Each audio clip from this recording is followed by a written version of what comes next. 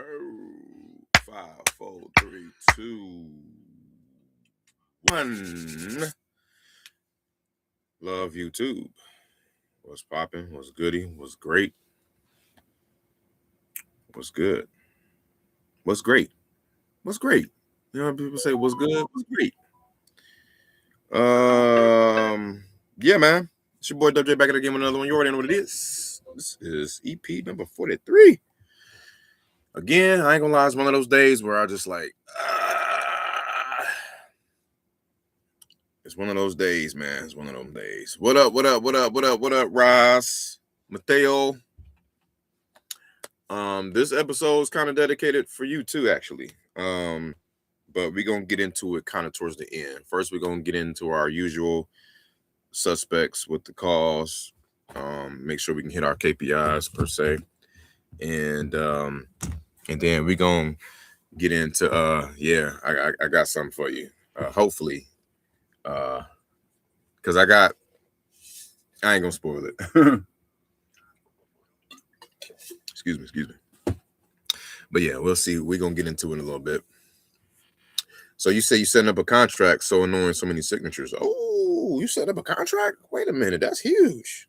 Tell me more. What's going on with that? Setting up a contract. That's no small feat, man. Let's take a look. See. Oh. My bad. I'm trying to get this lighting to look kind of crazy in here. Oh, rabbit sign. I heard of rabbit sign. I haven't used it. There's panda doc sign as well. That's another, I think, a freebie. I use Doc Hub. Pay $10 a month. But yeah, I wonder which contract you're using too, because I use a one pager. I know I probably need to update some of my contracts or look into Jerry Norton's contracts because he got like a whole big old folder full of them for each state and all that good stuff. Yeah, you're probably using yeah, I'm not sure, man, which contract you're using, but like I said, I got a one pager I can send you, and I just closed with it the other day, so like I would say maybe stick to that. And this one came from Ty the Flipman, Ty, aka the Flipman, out of Alabama. Okay, yeah, cool. So yeah, that I've downloaded it, but I haven't looked at it all. Like those contracts that he got for all the compliance stuff, it's pretty extensive. It's like that. I know exactly what you're talking about, man. So, but yeah, so I wanted to jump in here real quick and talk about that. So yesterday we made a phone call. Was it yesterday? I think we made a phone call to a property manager out in Ohio, Springfield, I think it was. And I was telling someone like to get started, or if you want to just go after some low-hanging fruit, look for properties that are listed on redfin.com, and they're listed for rent, right? And then you organize them from longest to shortest time that they've been listed, right? And I did that, and I found a property that didn't have any pictures. So you know what that means, right? Like they didn't have any pictures. What's up with that, right? So I hit him up and left a message, right? It was a property manager. And I left a message and they called me back today. So, which is crazy. They waited a whole day to call back. That's an opportunity in itself. You know what I'm saying? So they called me and my bad. They called me back today this morning and they say, yeah, are you interested? You know, which unit are you interested in? So I'm like, okay, there's more than one here. So he owns come to find out he owns 3 on that same street. So they gave me all 3 addresses and said, cool. I'm actually looking to buy. I said, you know, my partners and I were looking to buy. Just wondering if there were any plans to maybe sell, because they've been sitting for, it doesn't really tell you on Redfin how long they're sitting for, but I think it's been like months or over 30 days, over 60 days possibly. And they say, oh, okay. it was like a VA, I can tell. So she was just taking down all the information, and she's going to pass it on to the client. And I said, yeah. So I kept it brief, for just to focus on these properties, right? Because I'm going to get into the other ones. Like, obviously, they manage probably a big portfolio out there. We'll see. But I put them in super hot, so I'll be following up with them tomorrow. Just kind of let it unravel right now. And yeah, she gave me 3 of them on the same street, man. So we'll see how that goes. Hopefully that'll be some good stuff. All right, and what else we got? So that's the update for that. Let me see. This isn't super hot. Yep. All right, so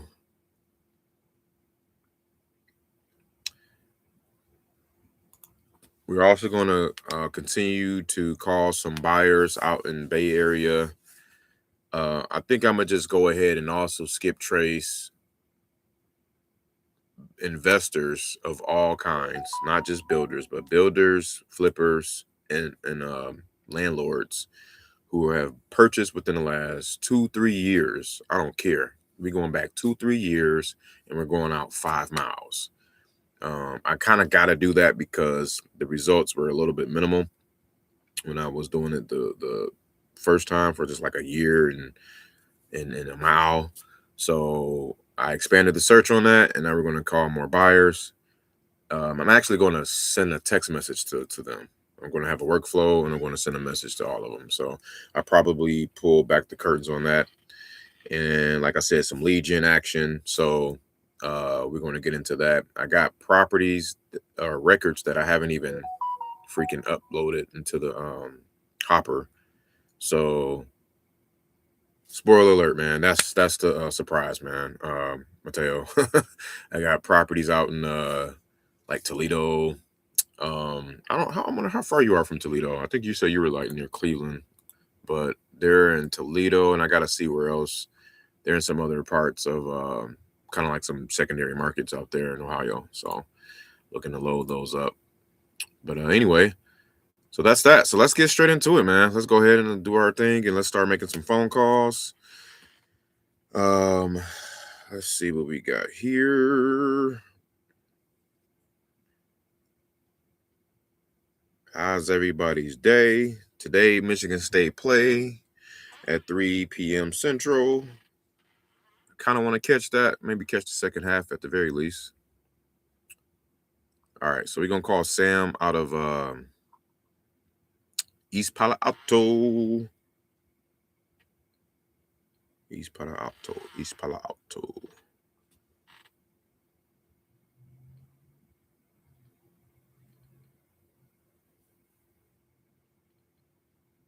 That's California, by the way. I need to charge my phone. Hi, if you record your name and reasons for calling, I'll see if this person is available. Hey, this is Winston calling back for Sam.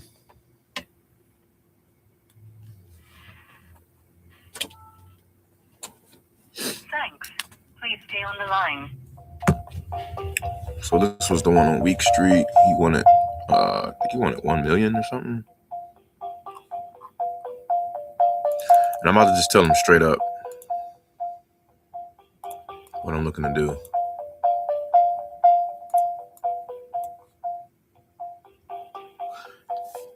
I'm sorry, this person is not available. If you would like to leave an additional message, please reply after the tone. Hey, Sam, how's it going? This is Winston. We talked a little bit, maybe a week or so ago, about the property on Weeks Street. Can you give me a shout back when you get a chance? And we'll go from there. Thanks. I couldn't remember. I thought I called him from my other number, so I didn't say. All right. So that was Callie. So I got so much I want to uncover here. Man, I had a thought that just left me. Left voicemail. Dang it, what was I just about to say?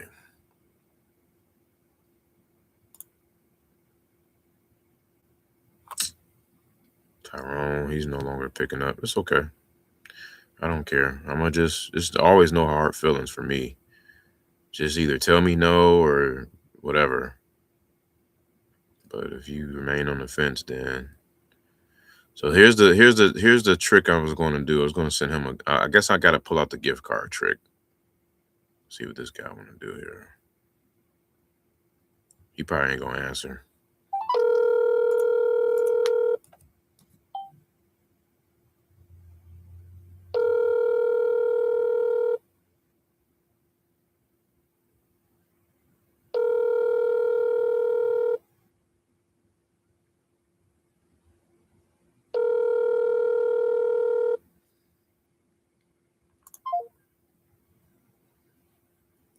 All right, that was Ty out of Detroit. Gonna go to the next one here. Brandon. Oh yeah. So it's 2:00 up there. Let me see. He's supposed to go walk that property. Yo. Were you walking, carpenter, today?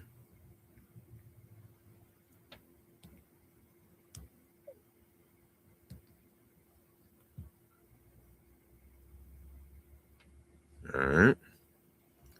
So that was my JV guy. I'll wait for him to respond.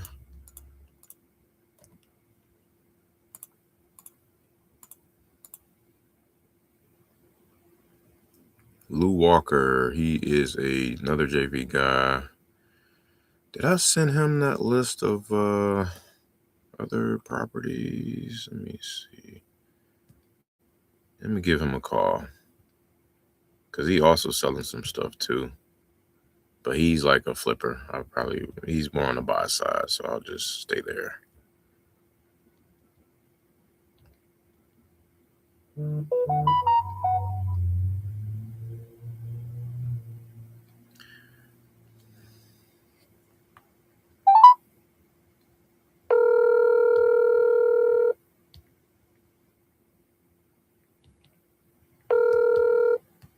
Sorry, the mailbox is full and there is not enough space to leave a message. Goodbye. Leave a text. Working.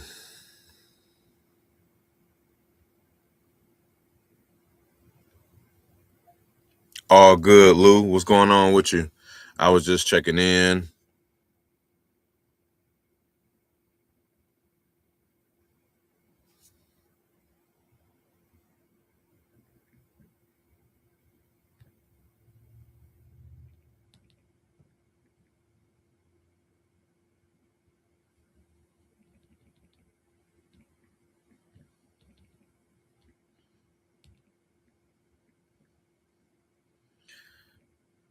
Bro, also, I wouldn't worry about the contracts just yet until you about to get somebody under contract.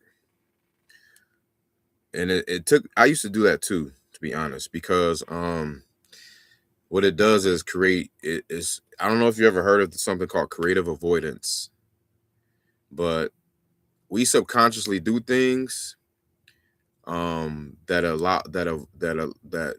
hinders us from taking action on the like key things, like the revenue generating things, like the actual activity that's going to move the needle. So like, reaching out to sellers, making offers,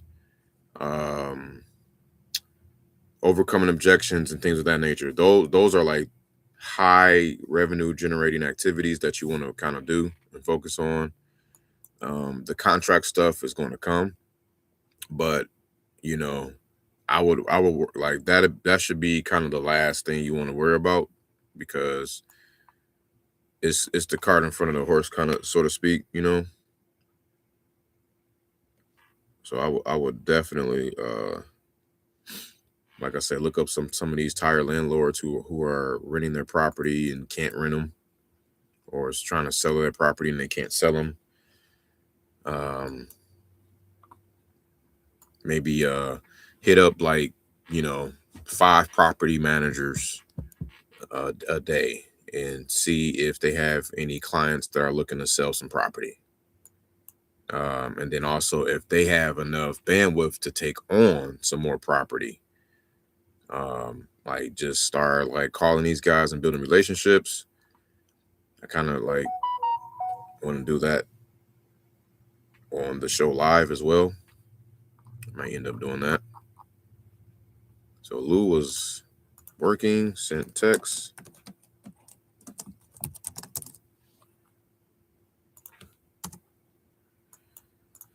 I got an offer I need to follow up on today. It's tricky though because I don't know if anyone wants this property in Temple, Texas. JV. Got some JV action I gotta follow up on. All right, we're gonna call the next one. We in the super hot folder, by the way. Gotta always call them every day. They get a call. Usually, they should get a call twice a day. All these folks here.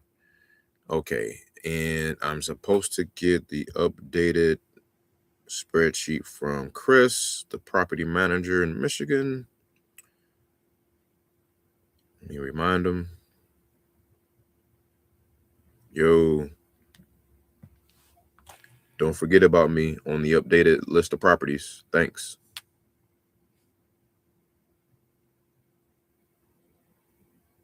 Why did I say thank you so much? I didn't say that.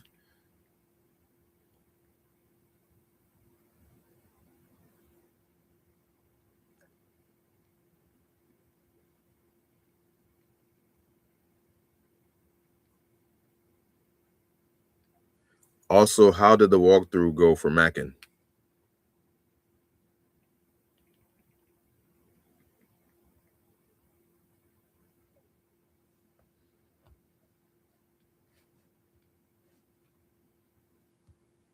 Okay.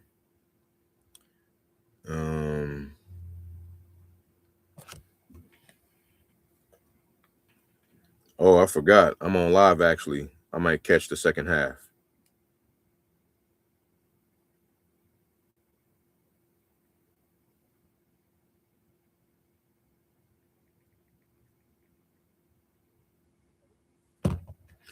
All right, so that was okay. So Teresa, I gotta call her back when I get the updated file. All right, we got David. This guy always tells me to leave him a message. Oh, that's what I wanted to say. Okay, finally, yes, it came back to me.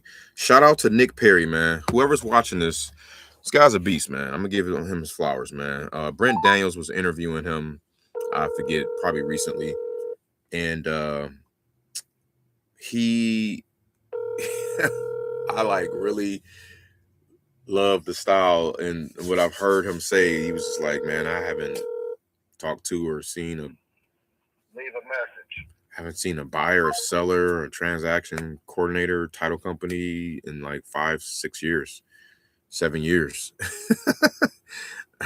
he got like a CEO. He got some people running his business basically, right? And it's just a well-oiled machine.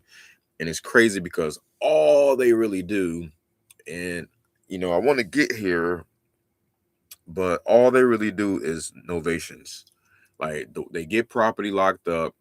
They try to pitch the wholesale deals. The wholesale prices be really low. They don't want to go for it, so then they pitch the novation. The novation is pretty much allowing you to list their property, right? Essentially, that's what you're doing. You're not going out to dispo it. You're just putting it on the MLS so all the eyeballs can see it and come to you, right? And you're not going through a flat fee listing broker.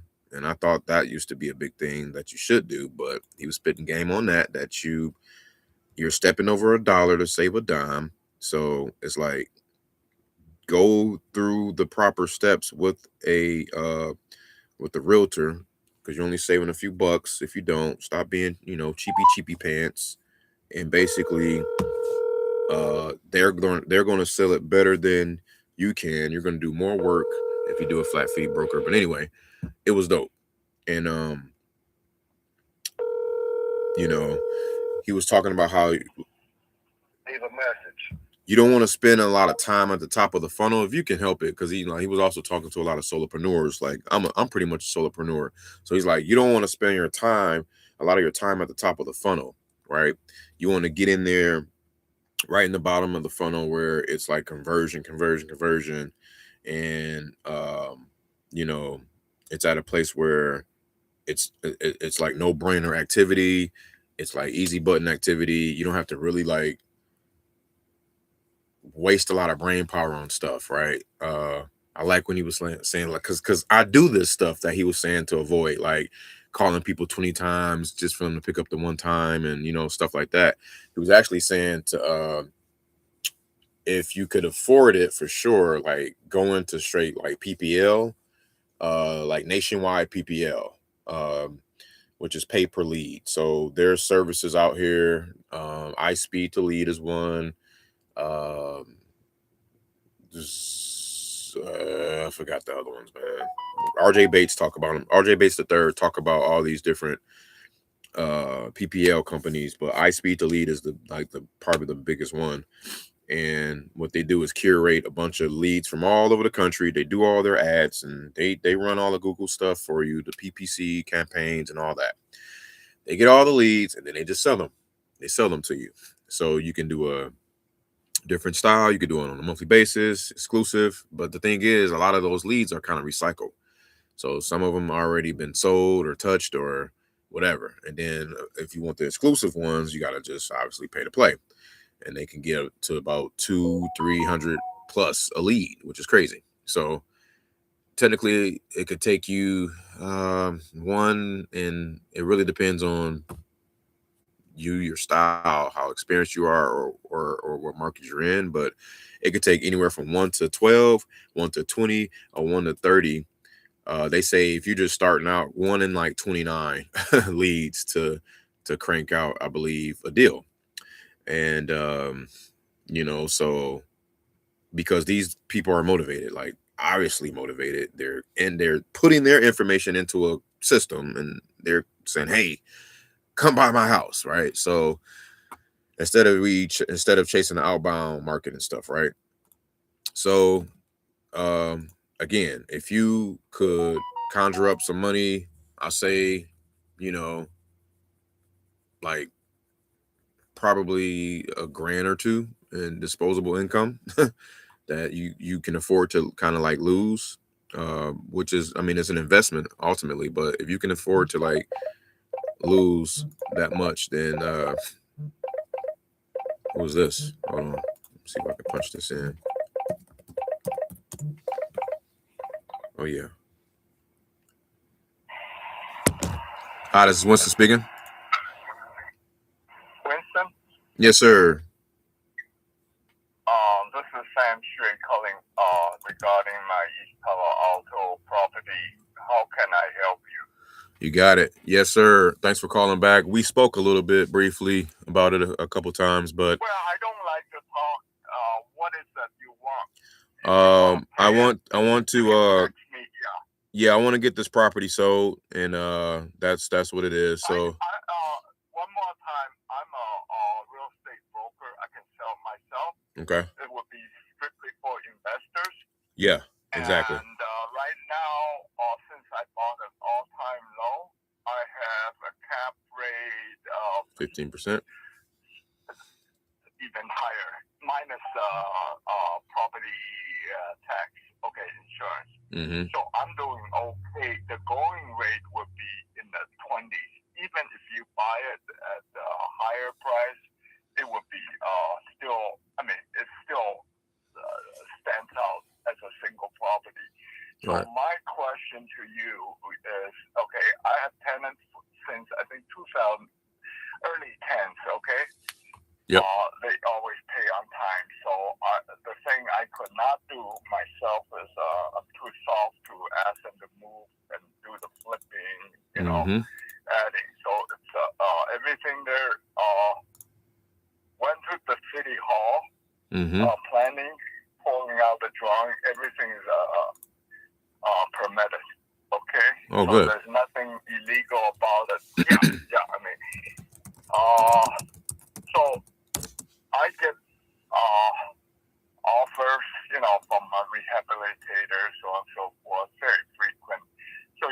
text me.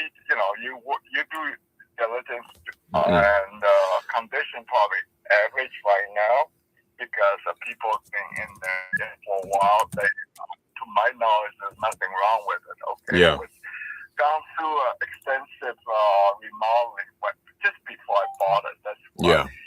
So it's up to you what you want to do with it. I get very frequent offers. You can text me, hey, this is what you want. I will get back to you. Yes or no thing. So here's what I want to do for you, because I want to save some time for both of us, man. I basically got a group of guys with a bunch of money that's looking for a bunch of property. So I want to go ahead and position this in front of my network. You can present it. I have some pictures showing the inside, so on and so forth. Okay. Perfect. I mean, it's a smaller house, but again, right. With people move in, nothing really. So my question would be, I would not do a thing right now for you, okay? You come up with a ballpark number. If I feel it's something I want to pursue, I will provide more evidence. You're from out of town, right? Yeah, Austin, Texas. Yeah. So with that, you do your thing, and a text, email, whatever is good enough for now. Okay. We got attorneys on this side, but I have no debts. Okay. East Tower also has a license. Whoever owns it, even one property, you're obligated to pay something like $150 a business license. Okay. Okay. No, I can tell you now, like I'm seeing a lot of my guys it's wide ranges though, but 600 on Runnymede Street, 650 rather, 665, 675. I see 599. I see a lucky one here at 1.175 on New Bridge Street, but that's across the main road. Bigger home, yeah. So that so it's up to you. You gotta make a living. Profit, yeah. And I can sit on that forever.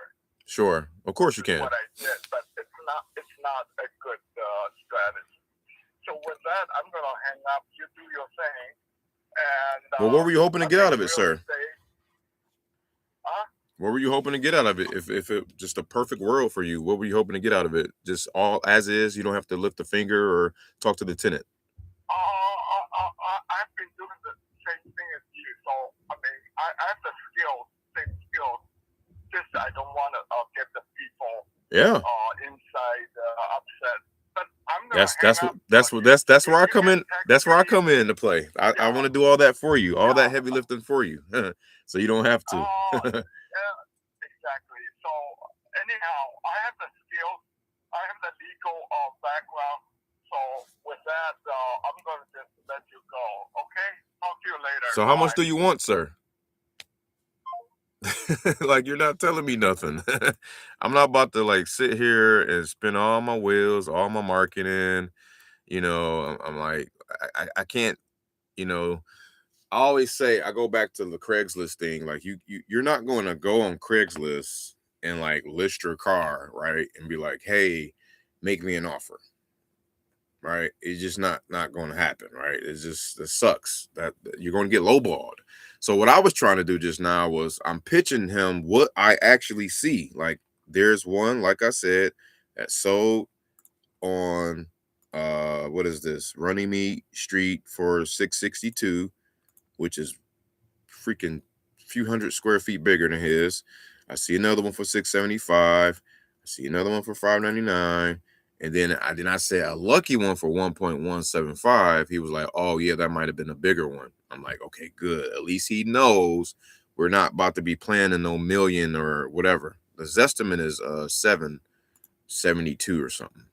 So the only lucky one I see I don't like to use one-offs, but there was a one-off guy. He paid like 1.1 million for, it looks like it was probably a teardown situation.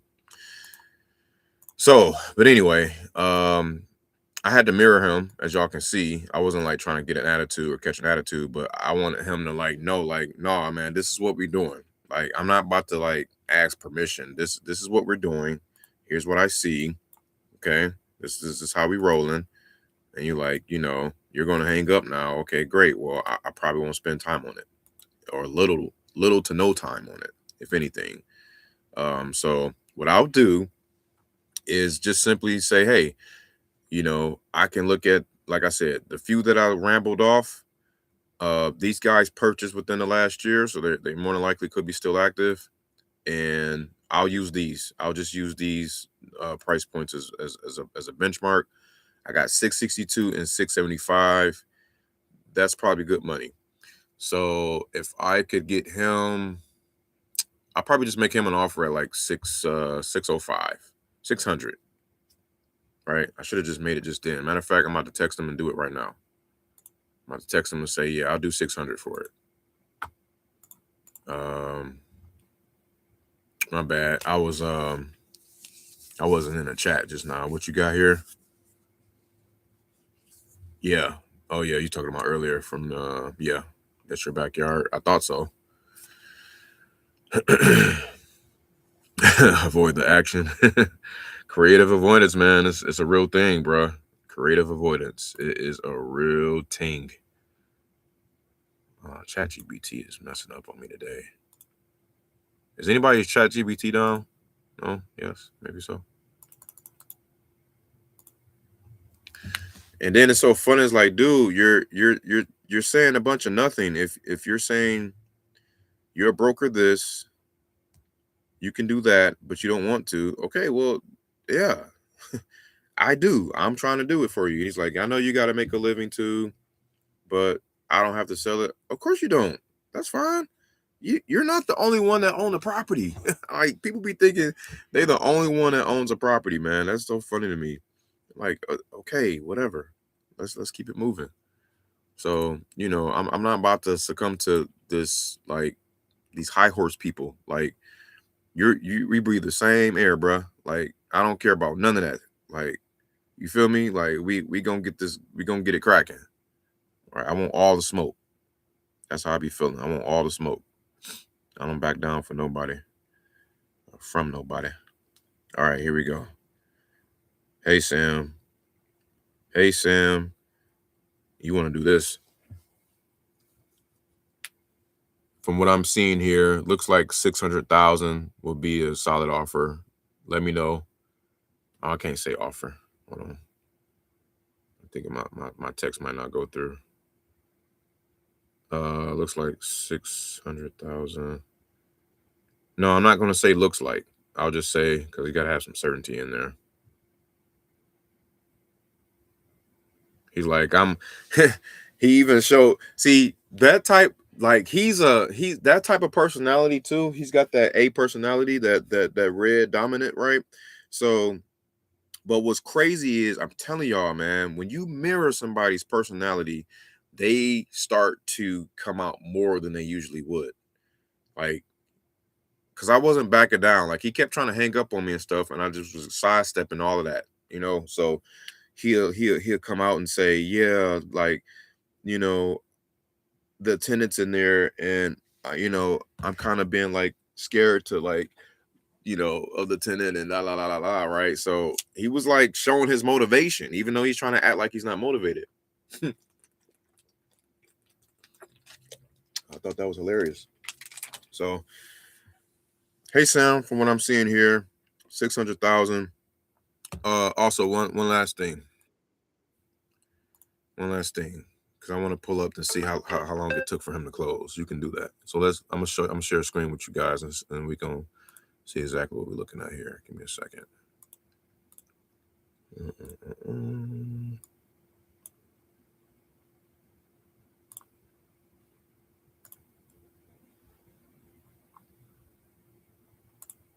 So this one here on Runnymede Street. Hopefully you guys can see. Yep. So this is the one that sold as a 2-bed, 2-bath, 1-car garage 1130 on the square footage. See, they didn't include that square footage on the. Oh yeah, they did. 1130. His is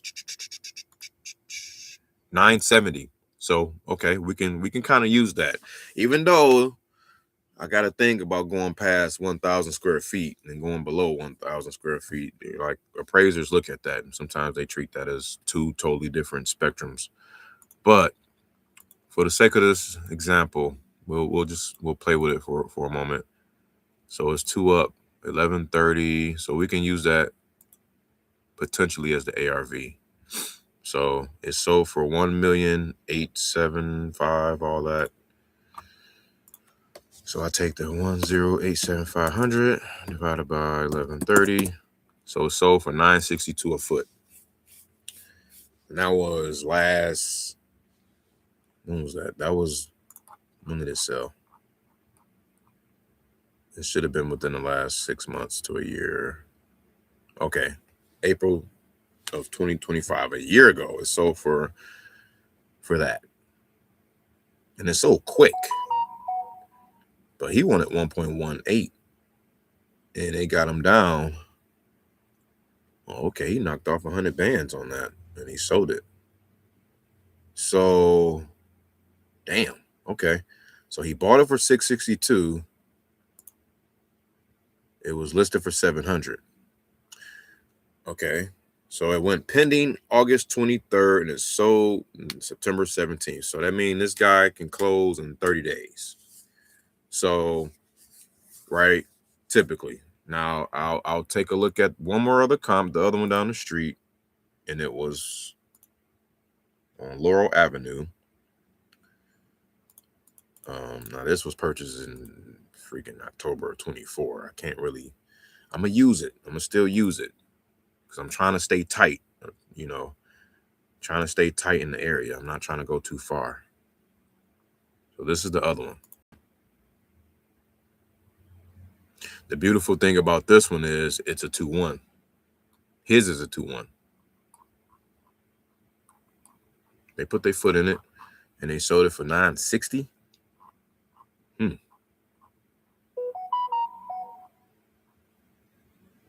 What's 960 divided by, what was it, 810? Will it be 962? Hell no, 1185. Jesus Christ. Okay. So, okay. When did it sell? At 960?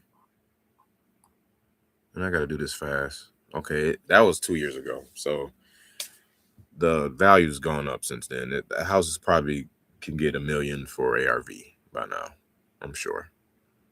So, now when did he?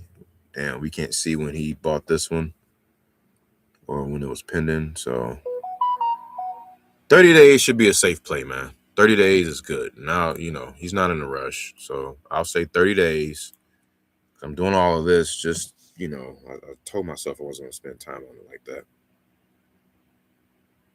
Because if I can get him at 600, I'm going to put the benefits in front of it first. Hey, Sam, from what I'm seeing here, if we were to covering all closing costs, no commissions on our end,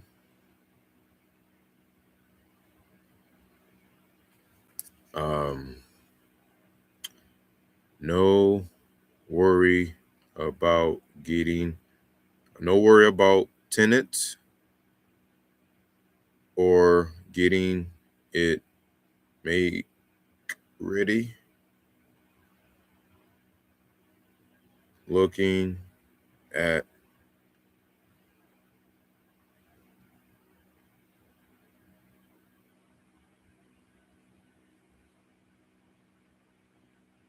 $600,000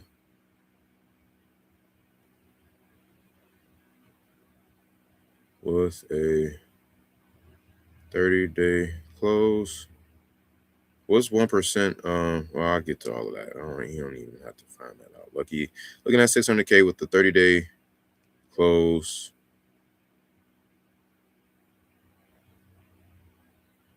Let me know. And then another thing, one last thing. I said I was gonna spend time. Here I am. I'm going to look to make sure that I'm the lowest. I gotta go see what's active because that's important. I don't want to shoot myself in the foot because if he say, yeah, I'll accept, you never know. If he accepts this and we got something, neighbors listed at 580 or something, and I'm like, damn it. Oh shit, look at this area. Okay. What's this? 1.2? Nope, that's too big. Yeah, that's why those are too big. We in this pocket right here, y'all. Right in here. Yeah, those are too big. Okay, I feel better about myself. What's this? It's curious. 898 coming soon. 4-bed. There's a 949. Yeah, we good money, man. Anything pending that we can see? Ooh, wait a minute. 998. And it's that damn big? 1840? 800. 1320. Oh shit. About to go lower. Oh, this is a bucket. I'm about to probably go lower on my offer. Let me see. 998, 1.2. That's big. That probably don't make sense. This is across the street, but I want to see it anyway. 1.1. Okay. Yeah, I think the ARV is about like between 980 to like 1,025,000. Something awkward like that. Okay, sold. We got an 806. Ooh. No pictures. 2-bed, 1-bath. 810. 805. This year? Damn. So if I get my offer accepted at 600, I can make 200? Is that what you're telling me? Damn. Okay. Well, he would definitely be my buyer. I wonder if that person is an owner occupant or not, though. All right. And 1.2. Yep. Those are bigger. He said it himself. You know, the ones that are over $1 million are bigger. All right. I'm going to roll with 623, 487. That's my offer. 623, 487.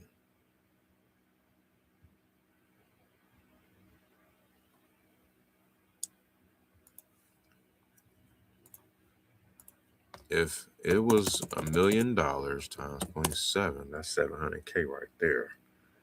But they do $1 million times 0.78 minus, it's gonna cost about 90,000, 690. I got some room. I can come up, to be honest. I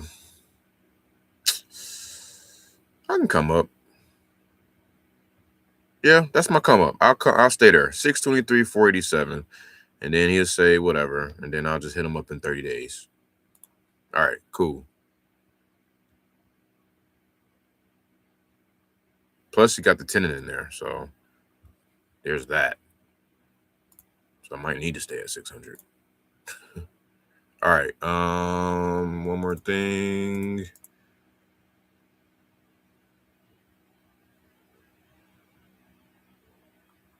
Yeah, according to this, I'm super low. 6 anything is good.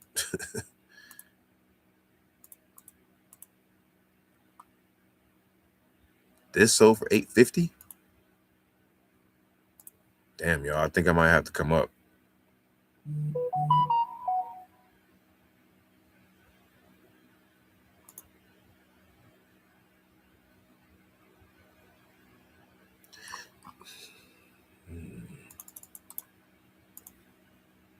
The only thing about that is that's tricky. Like those are novation buyers. Those are retail buyers, man. You know what I'm saying? So it's important not to get caught up in comping something and then seeing like that sold for, you know, the 850, but you come over here and guess what? You see that it is bam, owner occupied, right? So that's why this would be a great novation. Throw it on the market. You promise him a number he wants. If you're like, yeah, I want 700. Okay, well, I can get you 700, but it might take up to 90 days. Is that okay? Would you be okay with waiting a longer period of time to get your money? Yes, great. Okay, let's go into the novation spiel. Here's how it works. And that's what Nick Perry was talking about. You don't want to front load the novation pitch. You want to just say, get the number, get the commitment, and get the fact that they're willing to wait 90 days or whatever, however much time to get their money. And if they're on board with that, then go into the pitch. And then boom, you know, make it so that, you know, that they are completely hands off and all that good stuff. And this is a white glove type of service. But anyway, so see, I'm not even about to get caught up with all of that, the 850s and all of that, because like I said, like we're not, he wants to sell it to an investor. Y'all heard him say that. He wants to sell it to an investor. So I'm gonna stick to my guns and I'm gonna go with the 623-487. There's a bunch of numbers and it's random. It's a method to the madness on that. Bam, just sent it.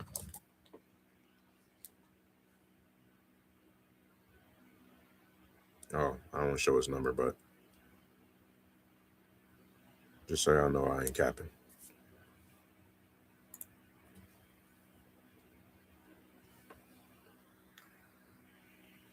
Hey Sam. Yada yada yada yada yada yada yada. 623-487 with the 30-day close. Y'all see it. All right, cool. Let's get to it. We got an offer out and we're gonna keep it trucking. That was a Cali offer. I love those.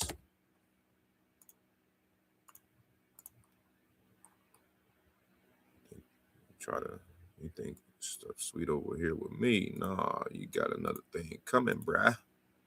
I ain't back it down from nobody. All right. Next. Made offer of 623-487. And you want to keep talking about the cap rate? Like, yeah, that's your cap rate, bruh.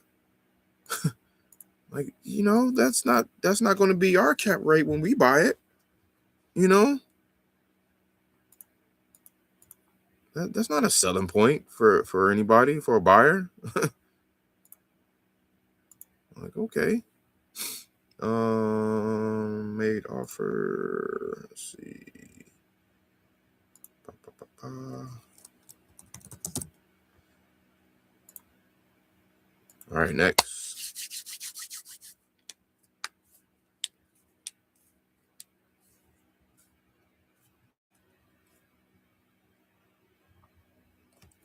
Eric from Michigan.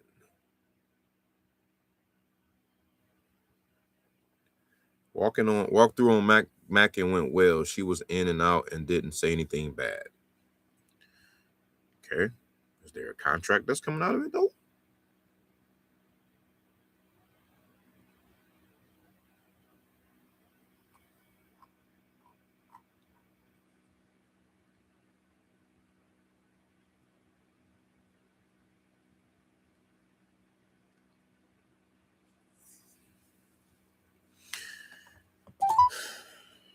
Please leave your message for 231.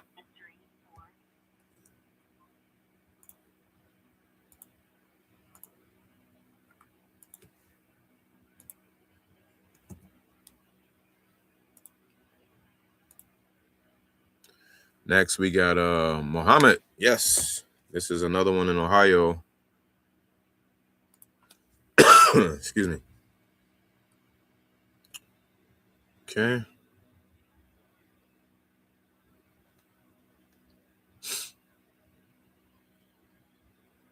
Please leave a message. At the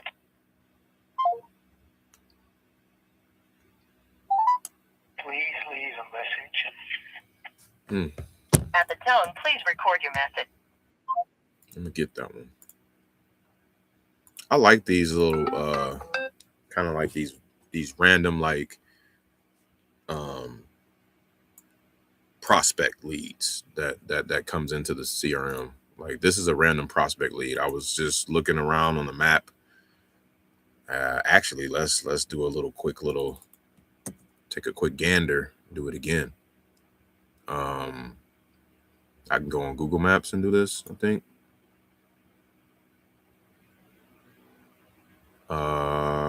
Columbus, Ohio. Okay, here we go, y'all. So if you come here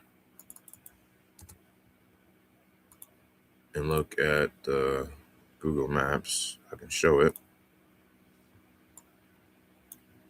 Ooh, there's one. See, there's another. That's what I'm talking about. What's this? A wide open ass lot, bruh. Wait, not the house. I want the lot. There's a lot coming with the house. So this is in Columbus, y'all. If y'all find anything that's apparently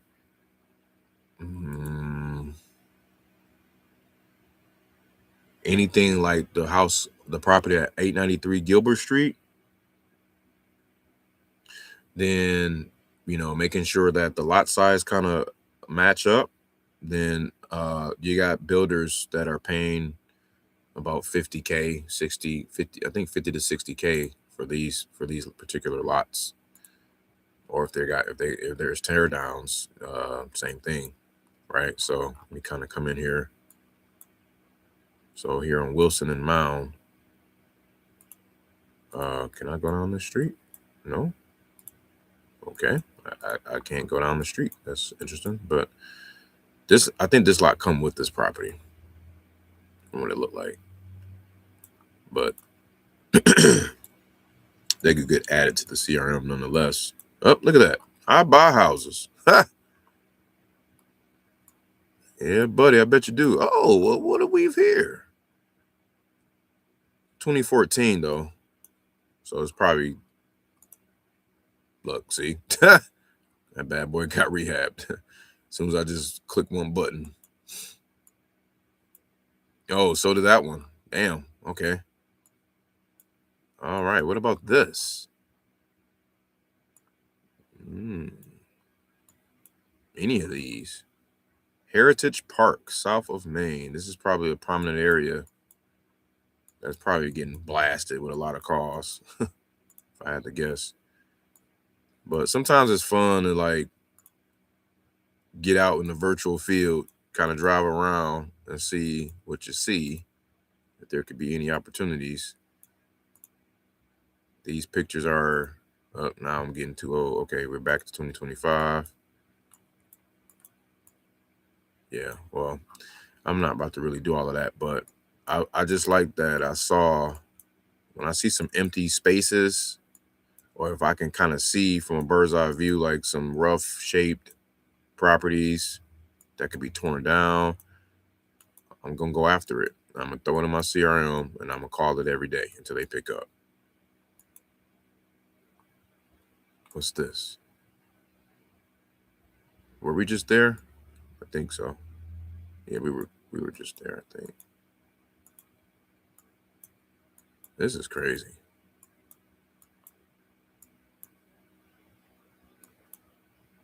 Ooh, what's this?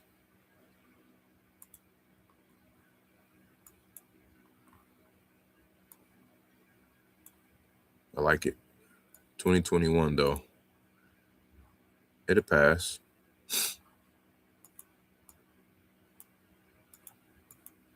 .483 Kimball.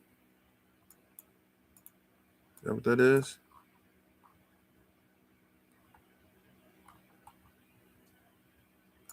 574 Kimball. Okay, so this is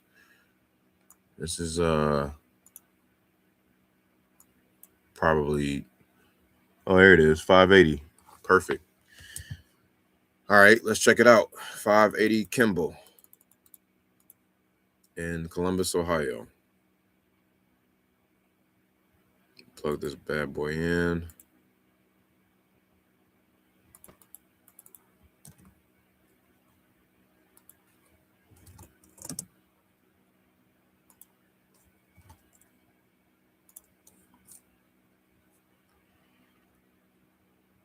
Oh, damn. They got to it already. Yep. See? But this is proof of concept. You know what I'm saying? This is like, I'm just late to the party. That's all. But it's telling me that it works. You know what I'm saying? Like, if I go after something like that, more than likely the seller might they're going to come around wanting to sell at some point. You know, perfect example. This person pretty much bought it for, or I guess the property owner listed it at, damn, they listed it for 130 ish. No, 169. And then this buyer bought it for 160, did his damn thing, put, I don't know, 100 into it, 90 into it, whatever, and then freaking sold it. Or no, oh damn, it's still listed for sale. It's listed for sale for 335 right now. That's crazy. You can't make this up. So he's actively trying to sell this property. But anyway, I'm not gonna get too much into the weeds of that, but I just kind of like to do that every now and then, to add some new flavor into the pipeline. So I'll keep it steady. We're gonna keep it moving for a little bit here.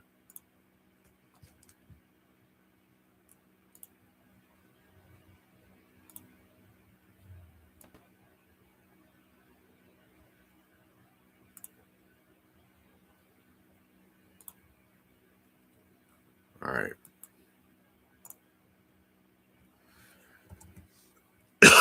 Lewis. I'm gonna call him and ask him for her phone number. That's what I was supposed to be doing today, because I didn't do it yesterday. This is another one I called for freaking 30 times and he finally picked up yesterday.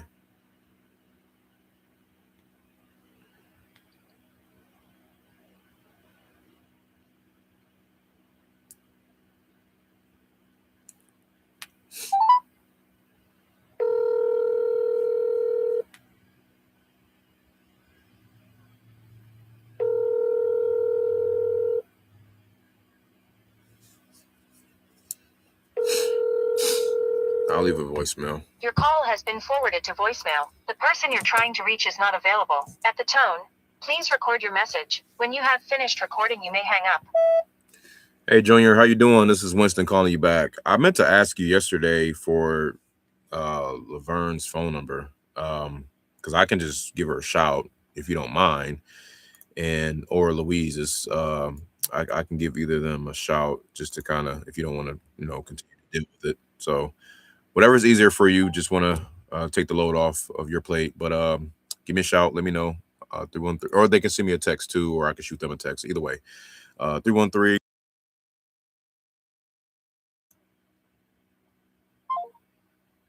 Let me save his number in case he call me back and I miss it. Let's create new Lewis Jr. That could be a pretty good deal. I've done nothing but big deals so far in Ohio, Springfield, Ohio. I've only done one deal out there, but it's been big. So I want to do more. It was like the easiest deal ever. 237 West Clark.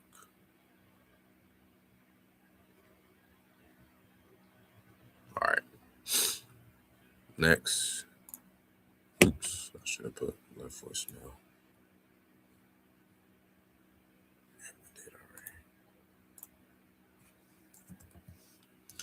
We got Carlton. Yes, sir.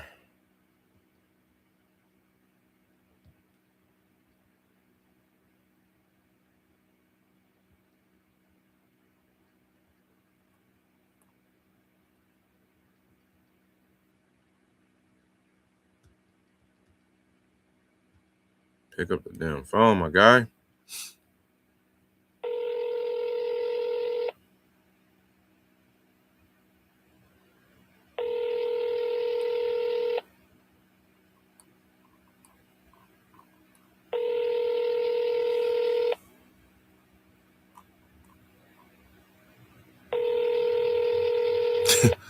Walked the property Sunday, got pics and got bit. The call has been forwarded to voicemail. The person you're trying to reach is not available. At the tone, please record your message. When you have finished recording, you may hang up. Y'all know when that AI voicemail pick up, the phone is still ringing on their end, and they got a chance to still answer the phone. Just FYI. I don't know if y'all know that. I don't know if you ever heard, because I've called people in that voicemail, that AI guy, the person you're trying to reach is not available. Like, he'd be talking and then they just pick up hello. So just FYI, let that thing run out. NA. That was Waco, Texas.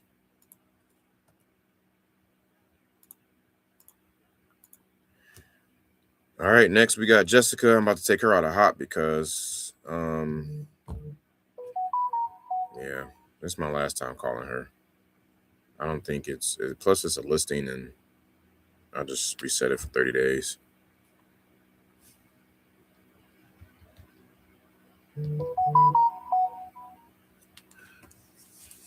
$319. So if you want a 100K spread, that's $219, and then you want, I'm gonna offer, probably offer 195, 190 is my offer.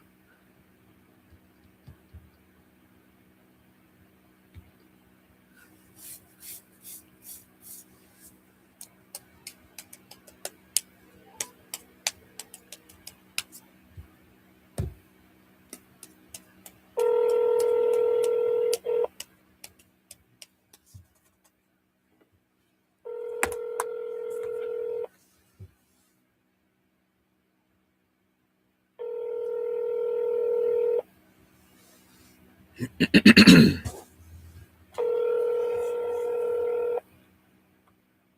have reached Jessica Lee. Please leave me a message. Thank you. What's going on, Jessica? This is Winston. I'm the one that's been calling, and we were kind of playing a little phone tag. You left me a voicemail too a little while ago, but I wanted to talk about the property you had there on Grady. I had like a couple of points I wanted to make, and then obviously still present an offer to you or to your agent, and I have a way we can get creative around some things too. So just give me a shout back at your convenience here on my cell. I'm at 5, or shoot me a text when you're available as well, please. Thanks. Yeah, so sometimes creative finance can be a thing. Maybe we can present something for her, since she can't seem to sell it. All right, so that is our super hot list. Let me make sure I mark that down. That was Austin, Texas.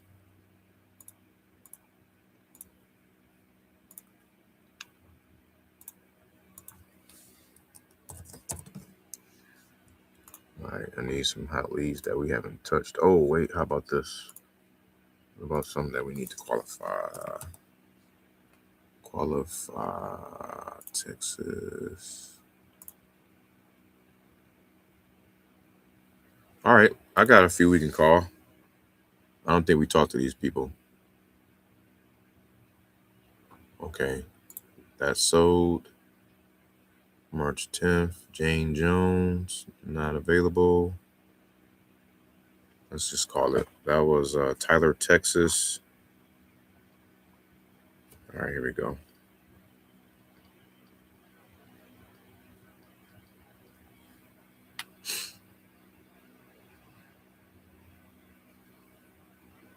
Telephone number 903.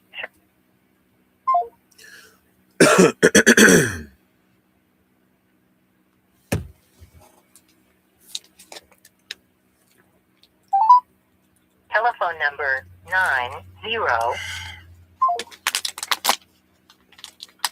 No cigar.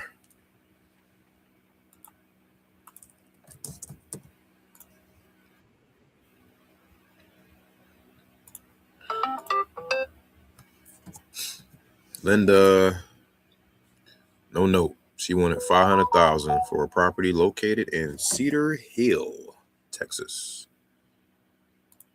Damn. Okay.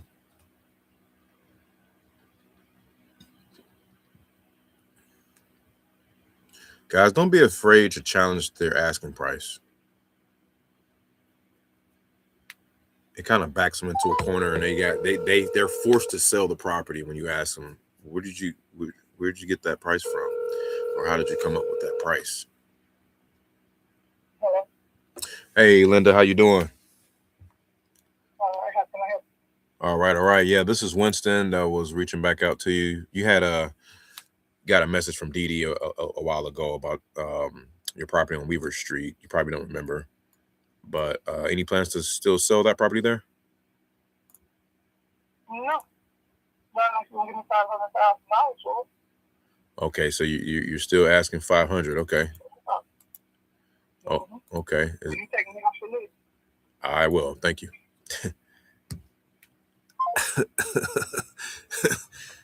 Not a problem. Let me take you off. Okay, that was fun.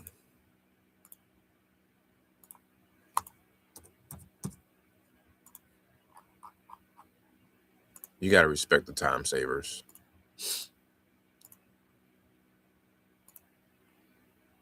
All right, I put that as D&D. Let me take that out of there. Oh, she was on the senior list. I pull senior lists too. People who are over a certain age, I guess over 65, and because I mean they're kind of in the same bucket as tired landlords, but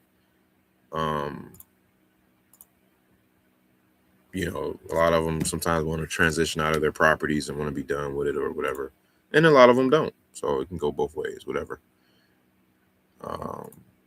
Kimberly out of Lancaster, Texas. Oh, okay. I got a separate phone number for her. Let's give her a shout.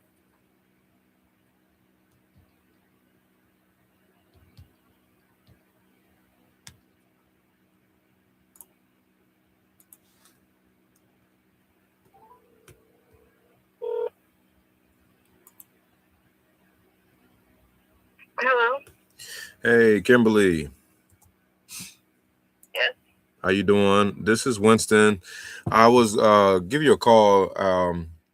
You guys had, I guess it wasn't you. It was someone else that responded to a text about the property on Sandalwood Trail, and then they gave us your number to reach out to about it. Just checking to see if that's your property or any plans to maybe sell. It is my property, but we're not looking to sell it at this time. Okay, I'll take note of that. No matter the price or anything, not looking to sell. Because we're not prepared to move somewhere else at the moment. Oh, okay. Didn't realize you were living there. I understand. Okay. Well, maybe I can check back down the road 6 months to a year or so. Honestly, give me about 4 years, and if you're still in the business, I'll be retired and looking to move. Oh, I gotcha. In about 4 years. Understood. Okay. Well, thank you so much for your time. Okay, thank you. Yep. Take care. Super code. Well, I had somebody tell me that back in 4 years ago, and here I am. I'm still here. So I don't know if I'll be in this exact business, but you know. All right. So Michigan, Texas, 6 contacts, 4. That's pretty much dead. All right, next. Challenge the owner's asking price, right?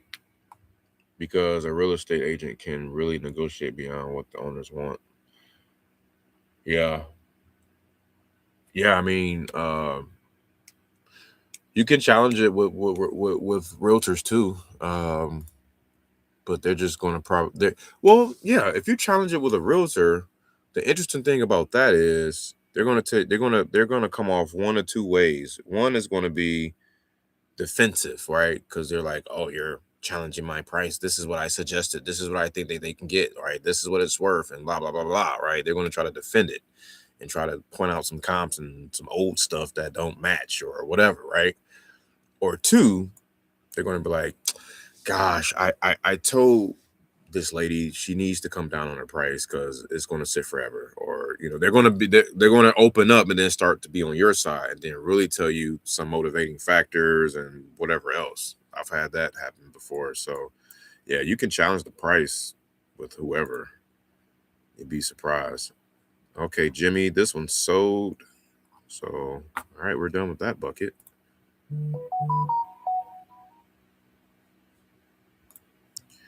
We got, let's go back to Ohio real quick for the qualified leads.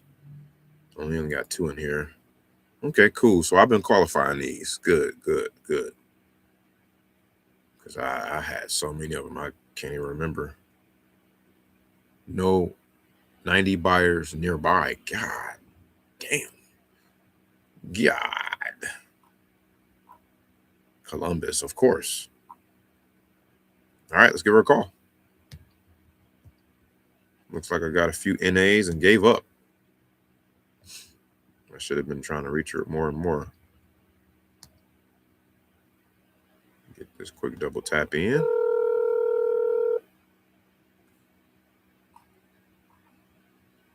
And I'm about to be the 100th caller.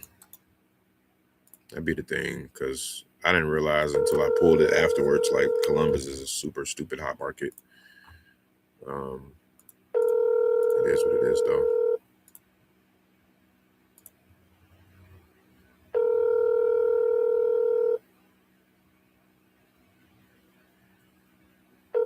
Your call has been forwarded to an automated. 3, 2, 1. Call back.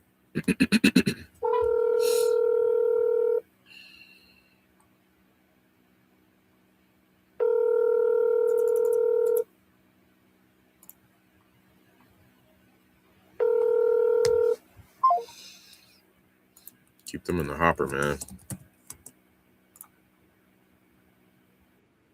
She gave me a thumbs up. She didn't really say she was interested, just gave me a thumbs up on my initial text asking if she wanted to sell.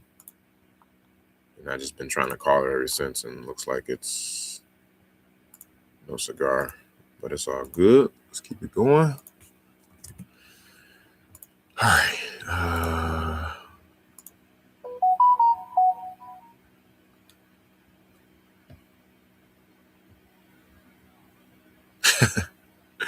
That's funny.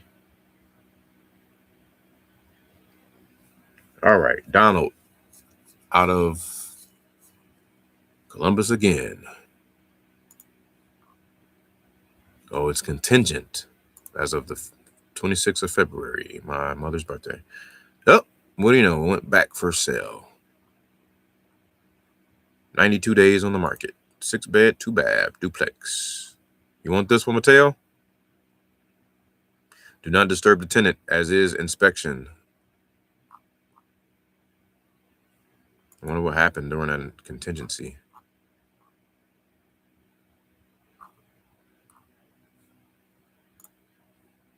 I wonder what it's worth. They're asking $245, which is obviously too much. And if we plug it in here, we'll see that multifamily. Uh-oh. It's not coming up. 13, 15 East. It's not coming up. Dang it. Somebody want this one? I'll pop it in the chat. It's for sale, listed on the market. So 92 days on the market. So I mean, there could be some motivation there. 1315 East 18th.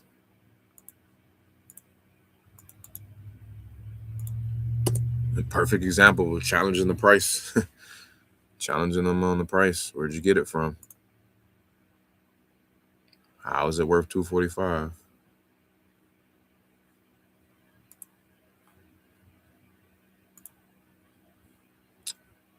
Me, myself, I'm going to pass and go to the next. All right, who we else? What else we got? Qualify. All right, let's go to Michigan real quick. We only got one here in this boat, in this bucket. Made an offer of 40 to 50K, February 26th to Zach. He said, I'm getting less than 2%, twice your offer. Sounds like you don't know the market type bidding into. Okay. Great. Next.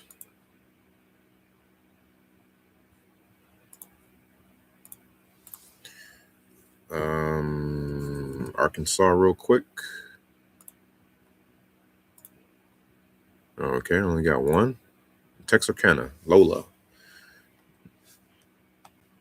She was last reached on February 26th again.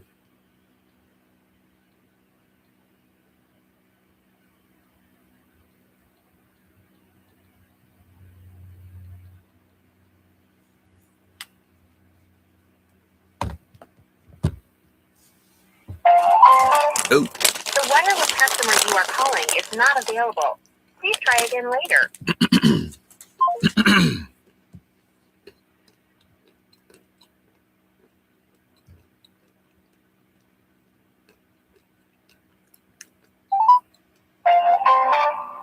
The wireless customer you are calling is not available.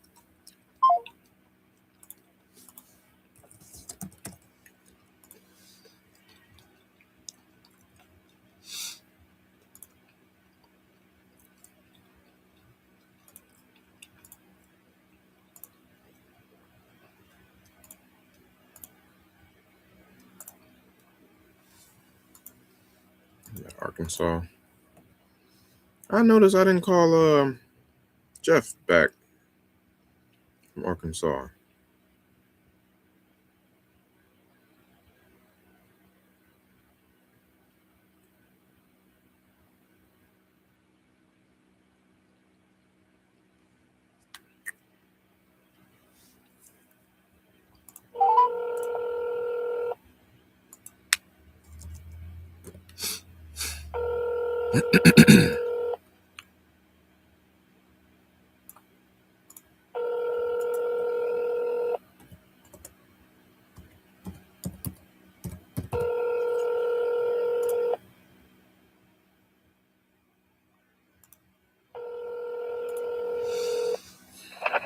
Hello, you reached Jet different. I'm unavailable, so if you leave your name.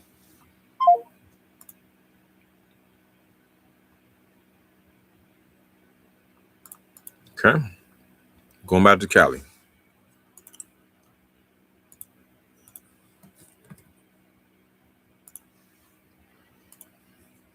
We got 3 in here.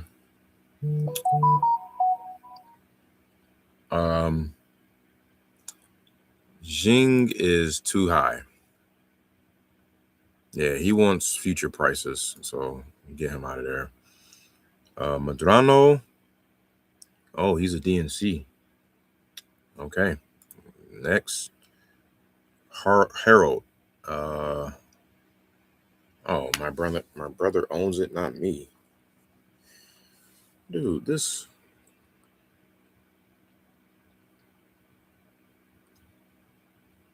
Okay. How can we get a hold of your brother?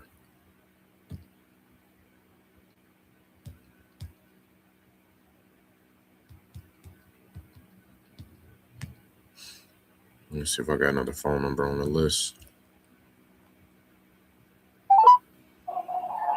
Thanks for calling. Please leave your name and number.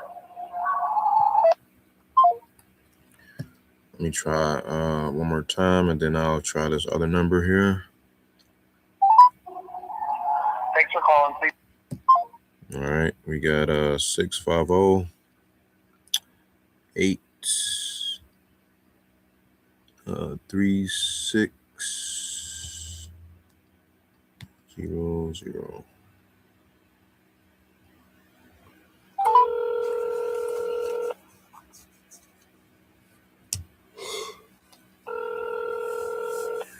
Oh, Nelson said, how can I help you? Oh, hi. I think I might have dialed the wrong number. I was calling for Nelson. Nelson Harold? Harold, Nelson? Yes. He's not in the office right now. Oh, okay. So I ended up calling this, sounds like his work line. Okay. This is Winston. I was just reaching out about a personal matter or about his a property there. Is there a way I can leave a message with you? Yes. So Winston?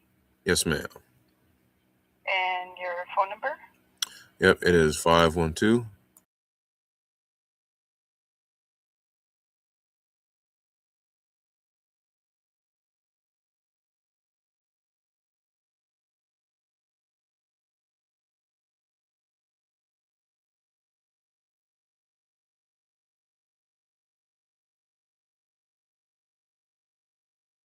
No, that you called. Okay, thank you so much. Uh-huh. All right, have a good day. Yep.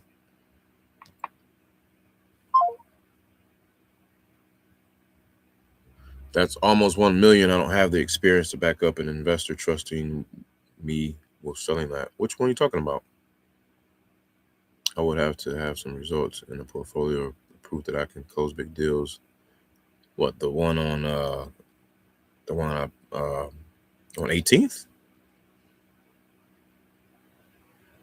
Can't be the one on 18th. You might be talking about the one I was in Cali.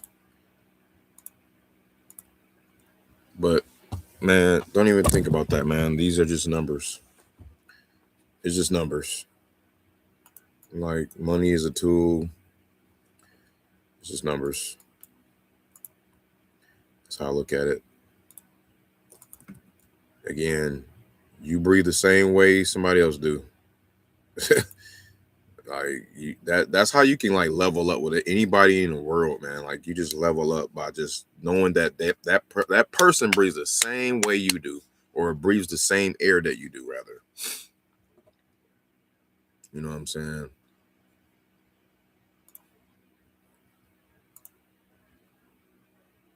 All right, so I left a message with the front desk. Left message with front desk of line number 2 at the Nelson Son and Inc. number.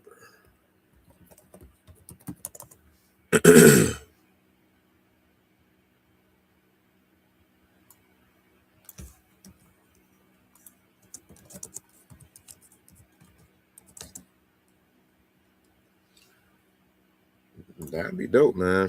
He called me back like, yeah, you want to buy my property? That'd be happening, man. Go ahead and put them in the calendar. We'll follow up with you Saturday or something. What's the day? Thursday?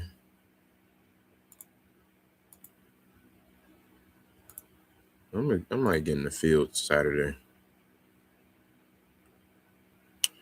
I'm gonna find a reason to get in the field. We're gonna get in the field on Saturday and go live Saturday. I think that'd be fun. I gotta just maybe I can hit up my mentor and see if he got some live projects going on the ground right now, and we can hit him up and see if we can chop it up, man, and walk some properties and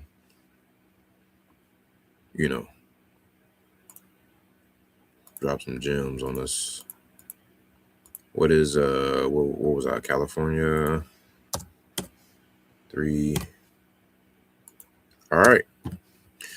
So the stats for right now, we got Florida 0, 3, Cali 3, Texas 6, Arkansas 2, Michigan 4, Ohio 4. So that's 8 and 8, 16. Damn, we had $19. Okay. Not too bad. Not too bad. Might as well keep it going before we get into the lead gen part of the business. All right, I'm about to go travel back into time and call some more of my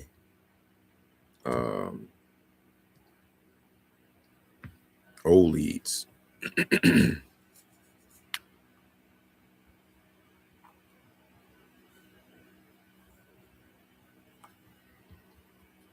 My man, Don Green.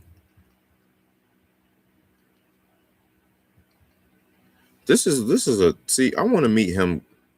I want to meet him at for lunch or something, man. This would be a good one. I'm gonna call it. He's been in the CRM for years, since 2021. This is the first old CRM.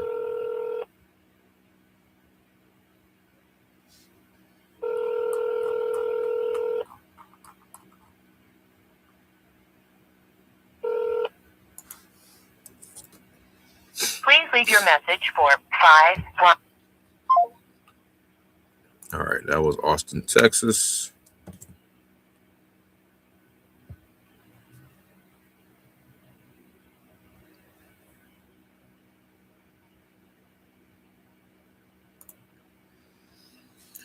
All right, we got Kenneth out of Houston. Kenneth and Shirley.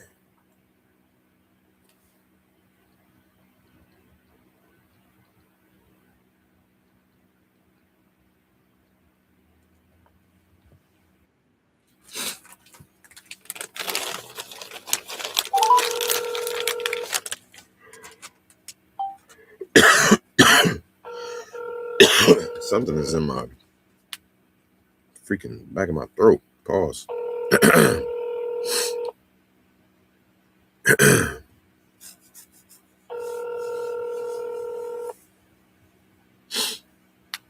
Hello. Please leave a message after the tone. That's a landline.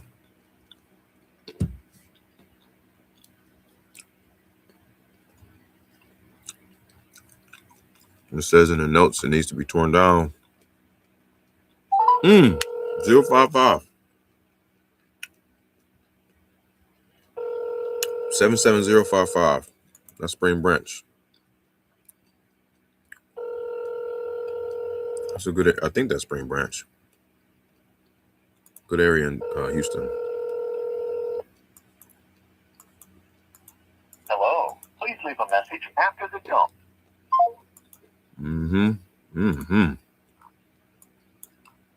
Yeah, that's a solid one right there. Or like it's still per Google Maps. Yep, it's still there.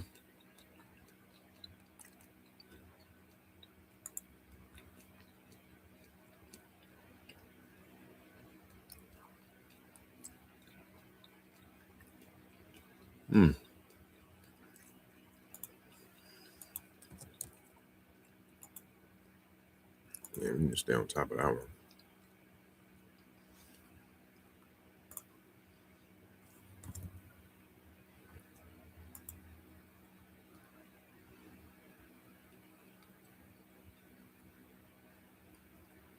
Oh yeah, okay. That one in Colleen that we talked to the other day, I gotta pull her back up. The one that's confused, like if she doesn't know if she's under contract or not with some people, which is crazy.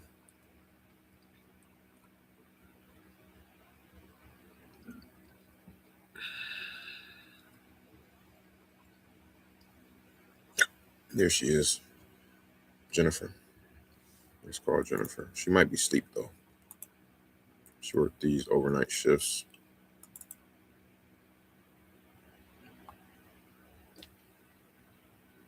I was supposed to call her yesterday, and I bombed it. Didn't even call her.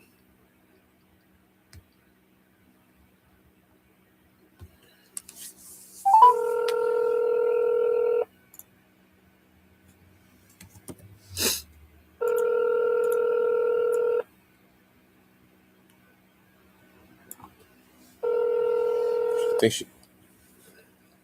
Can I help you? Hi, Jennifer. This is Winston. How you doing? Can I catch you resting? Yeah. I'm sorry. I can call back. Yeah, because I just got home and I really need to Of course. just take a nap very quick. No worries. Yeah, I'll give you a call back later. Okay. Make sure it's before 9 tonight. Okay, before 9. Okay. Yeah, because I'll be leaving then to go to my next job. Okay, understood. Okay. Will do. Thanks. All right, thank you. Take care. Okay, bye.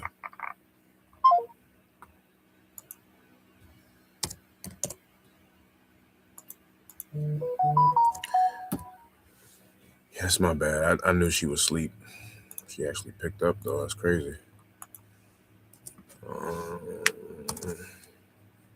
Sleep call back before 9. So I'll call her about 7:45. So we can talk for about 15 minutes, and then she can have the hour to herself. So let me set a timer.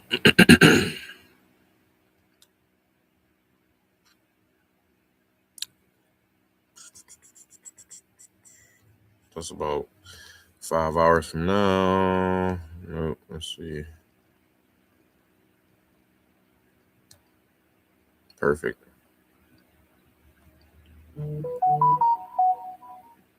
Call Jennifer. 785. Yada yada yada. Yada yada yada yada.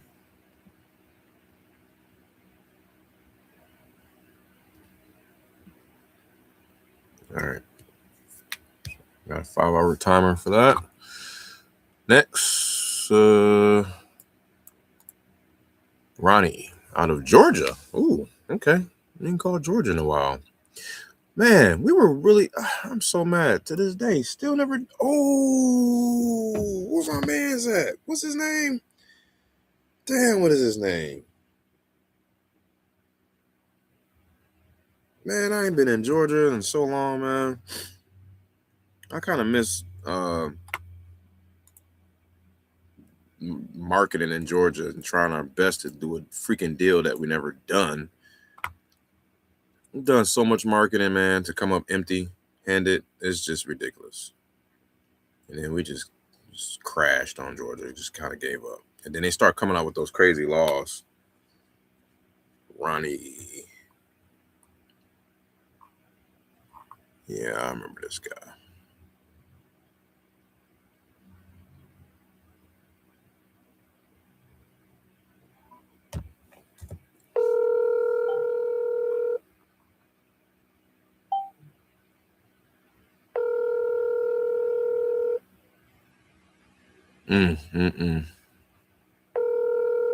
I forgot about Georgia, man. Your call has been forwarded to voicemail. The person you're trying to reach is not available. At the tone, please record your message. When you have finished recording, you may hang up. What's going on, Ronnie? This is Winston giving you a call, man. It's been, man, quite a while. You might not remember, but I was calling you about your some property you got there in Atlanta. Just catching up to see what's been going on with you these days. It's been like a few years since we last spoke. But yeah, just give me a shout back here on my cell whenever you get this message. I'm at 3.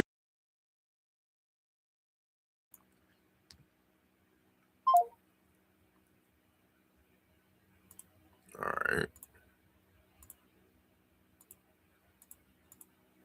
right. That's crazy, man.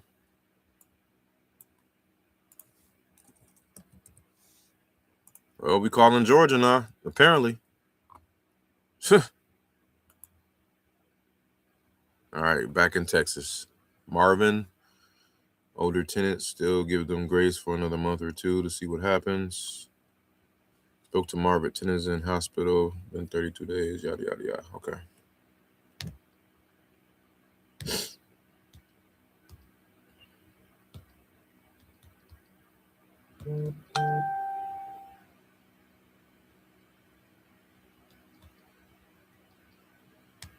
That wasn't a notification I wanted to see. It said Detroit, Michigan, thieves started taking. Wait, what?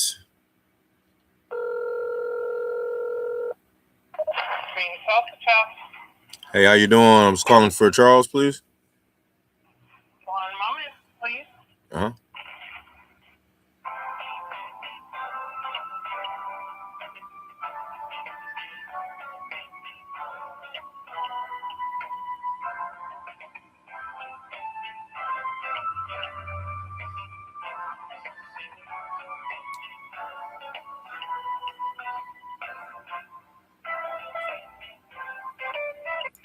Hello.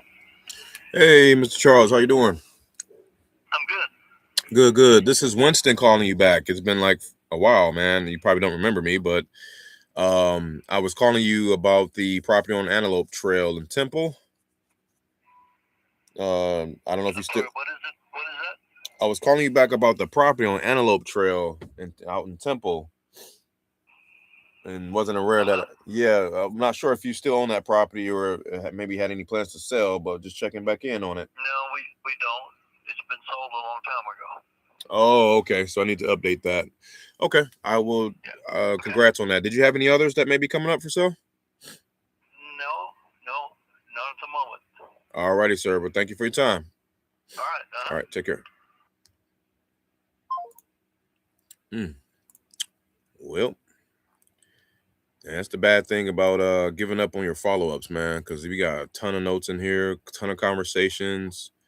I mean, you warm them up, man. You know what I'm saying? It's like buying all the drinks at the bar for a chick just to get distracted and go off somewhere else, and then the dude come and swoop in and he don't have to buy anything, and he just like go on his merry way with the chick, and you're left with the bag and just stuck in receipts and just nothing. But anyway, that's pretty much what happens here. We pretty much primed it and warmed it up, and someone else swooped in and got the deal. All right, awesome. All right, moving on to the next.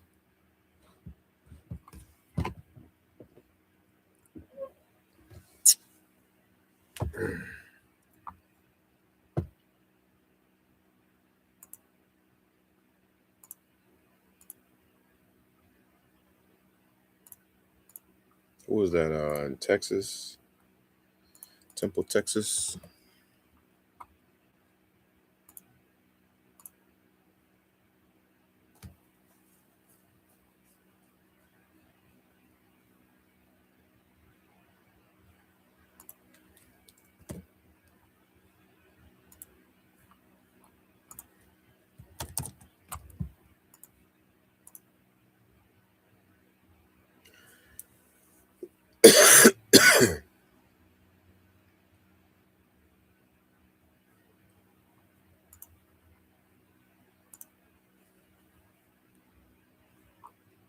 Oh, we're done.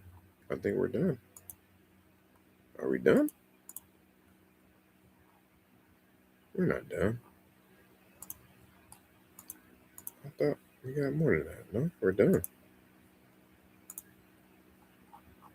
That was the last one. Damn. Was it? 54. I didn't call all 54 of those people, did I? I guess so. Damn. All right. Well, we got the next one, nurturing 90 days plus, which should be technically hot today. But the only thing is, it's 630 of these. So I might put them on campaign and just text them all. A lot of them gonna tell me to go to hell. The property sold already, but could be worth the squeeze to see what's in here. I'm not gonna call out 630 one by one, but I will call a few. Maybe I could set something up for a walkthrough or something this weekend.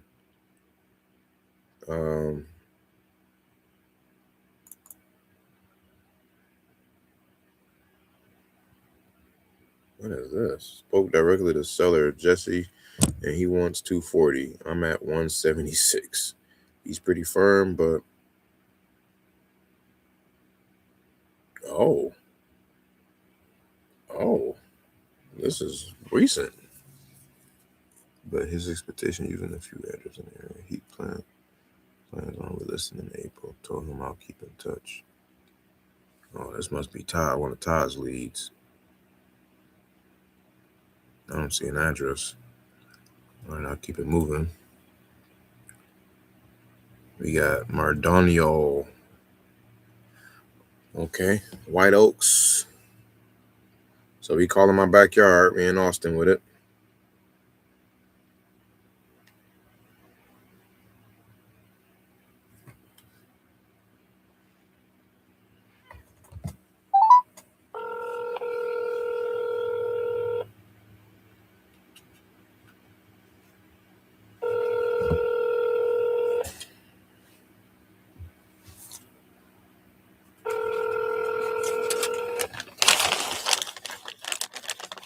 Your call has been forwarded to voicemail. The person you're trying to reach is not available. At the tone, please record your... That's an owner occupant too. I don't like those.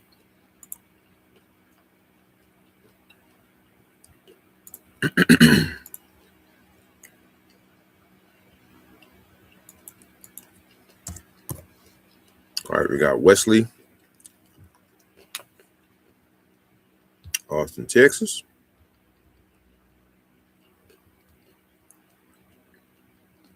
Man, did y'all see Big Texas, man? You know, the big state fair dude doing that dance, man.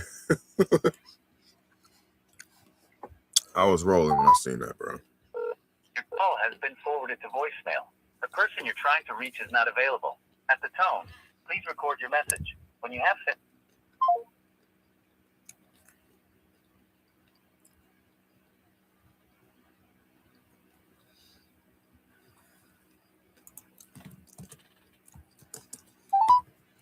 Your call has been forwarded to voicemail.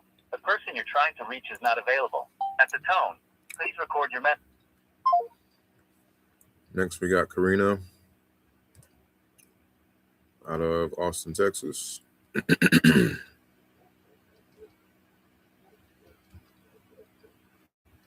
And my dog is barking, going crazy. Probably at the neighbor again. I can't stand when you do that. Hi, if you record your name and reason for calling, I'll see if this person is available. This is Winston calling for Karina.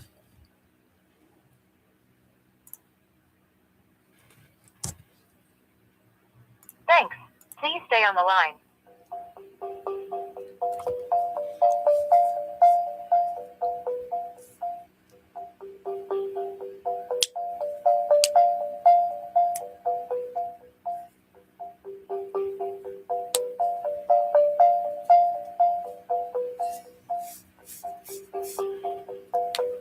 I'm sorry, this person is not available.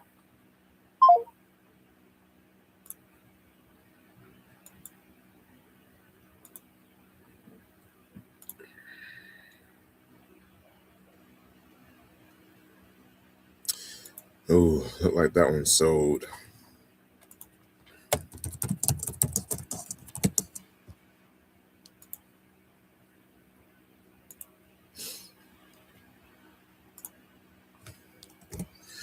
Next, we got Anthony, also in Austin. So all of these are going to be in Austin for the most part. But I'm not about to call these people, to be honest. I'm going to just stop here after this one. Because like I said, I'm gonna throw them in the text campaign and see if we can regenerate something, some action.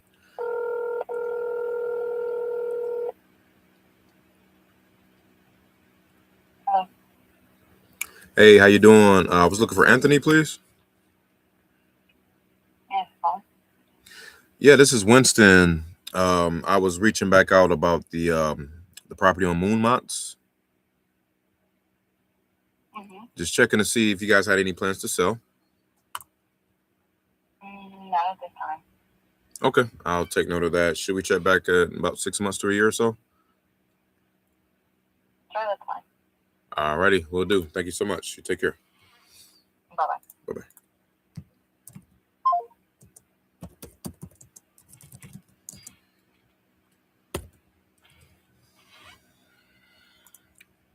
I went on Zillow and saw that they had a for sale sign on the front. Or is that a for lease sign? I can't tell. I can't zoom in either. Anywho.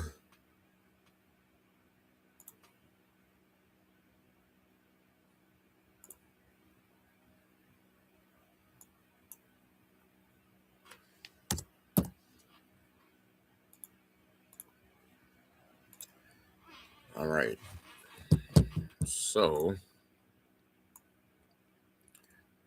we said that we're going to call some Cali buyers too, right? So let's do that. We're going to switch our hats first. Let's we did hit goal. So we're past 25 dials today. Looks like 15 in Texas, 3 Cali, 2 Arkansas, Michigan, 4 Ohio, 4 2 in Georgia. So we're there. All right, so we can give ourselves permission to go ahead and hit up some buyers and do some size show stuff. Okay.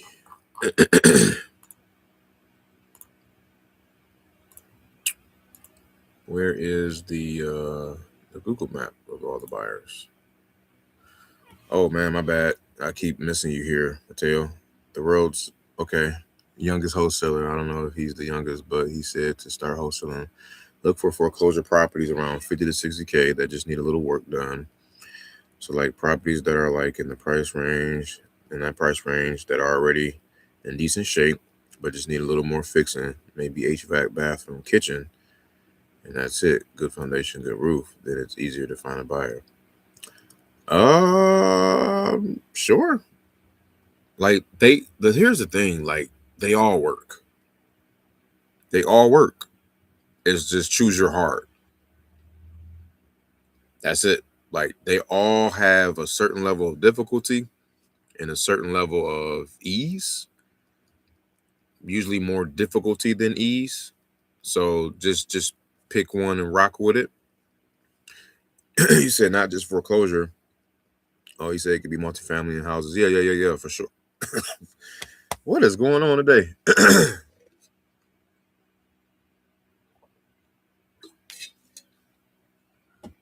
Yeah, Fizbos for sale by owner. Yep.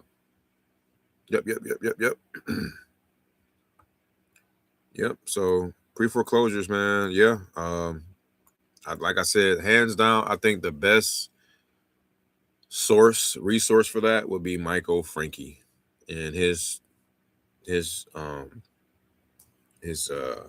software that he has to be able to identify any market, the pre-foreclosures that are coming up, any market, just about any market. And he will already have the phone numbers lined up for you.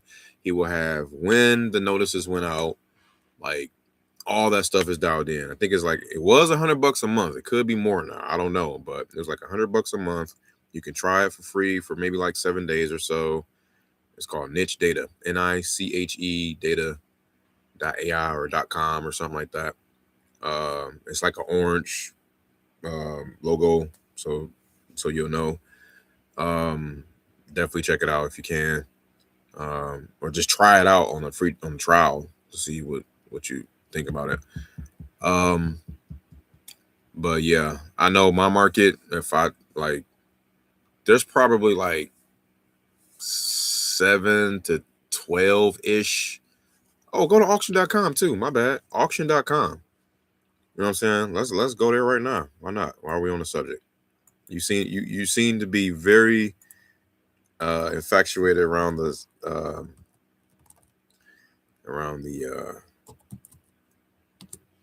topic of foreclosures. So if we came in here and we did Columbus, Ohio,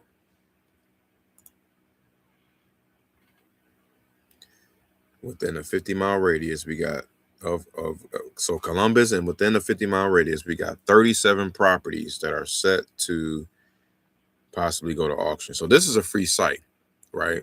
And this is game 2. I'm sorry, man, I forgot all about this. But you can come here and you can you know, make sure it's not a bank REO type of thing, right? You can what you want to look for is the ones that are not foreclosed on yet. So, oh damn. Oh snap, we got Springfield. Starts in 12 days. 821 East Northern Avenue, right? Check this out. And this is public information. Clark County. So you're not going to be able to see pictures of the inside because you know, but this picture is rather recent because they send people out there to take pictures of the area. So you kind of see the photos of the, just, you know, you got like the creepster guys that work for the county that come out there and take pictures of, you know, east and west, north and south, or whatever around the neighborhood, and then the house itself. And then it says opening bid $66K, whatever. So here's what I like to do. So I'll take that address and I plug it into my tools, and I start kind of looking up and seeing what I can find on based on what I got here. So if the auction starts in 11 days, you still got time to possibly save this person, right, from going to foreclosure. Now, whether you try to call them or text them or knock on their door is one thing, right? So, but you can do usually one of those 3, or send them mail, but that might be a waste too. So the most effective thing is going to be, well, by far, is going to be door knocking, like knocking on the door. And it may seem real scary, but it's actually not. Like, you just knock on the door and you step back, take a few steps back. Don't be all suited and booted, you know what I'm saying? And look like a neighbor, you know, act like a neighbor, act like you're there to help and provide some service. You know, you can just say, hey, how's it going? My name's Winston. I saw that the banks could be causing some grief with this property here, and I'm just actually here to see if there's anything I can do to help. Oh yeah, we got it taken care of, yada yada yada yada yada. Oh great, awesome. So you got a loan modification? Like, you got, you know what I'm saying? Then you just start having a conversation with them. And then you get into the weeds. You know, sometimes they might be standoffish and they might slam the door on you, or they might just, you know, it's harder for them to throw an objection at you when they're in your face, when you belly to belly. But when you're on the phone, that's when they hang up on you, whatever. But obviously you want to be efficient with your time. So if you're in the area and you don't care about getting out there, I think Mike said you got to knock on like probably 100 doors to get a deal. Like, it might be more than that now, or it might be market dependent, but it was high. It's like 80 to 100 doors before you probably see your first deal. So it's a grind, but it can be rewarding. Like that deal can be 75 grand, 25 grand. It's usually chunky. You know what I'm saying? Like, the pre-foreclosure deals are chunky. I will say that. However, I've done a deal for a pre-foreclosure deal where it wasn't. It was like I just made my money back. Like, I was so mad, but I helped out the seller and they didn't get foreclosed on, but it didn't work out.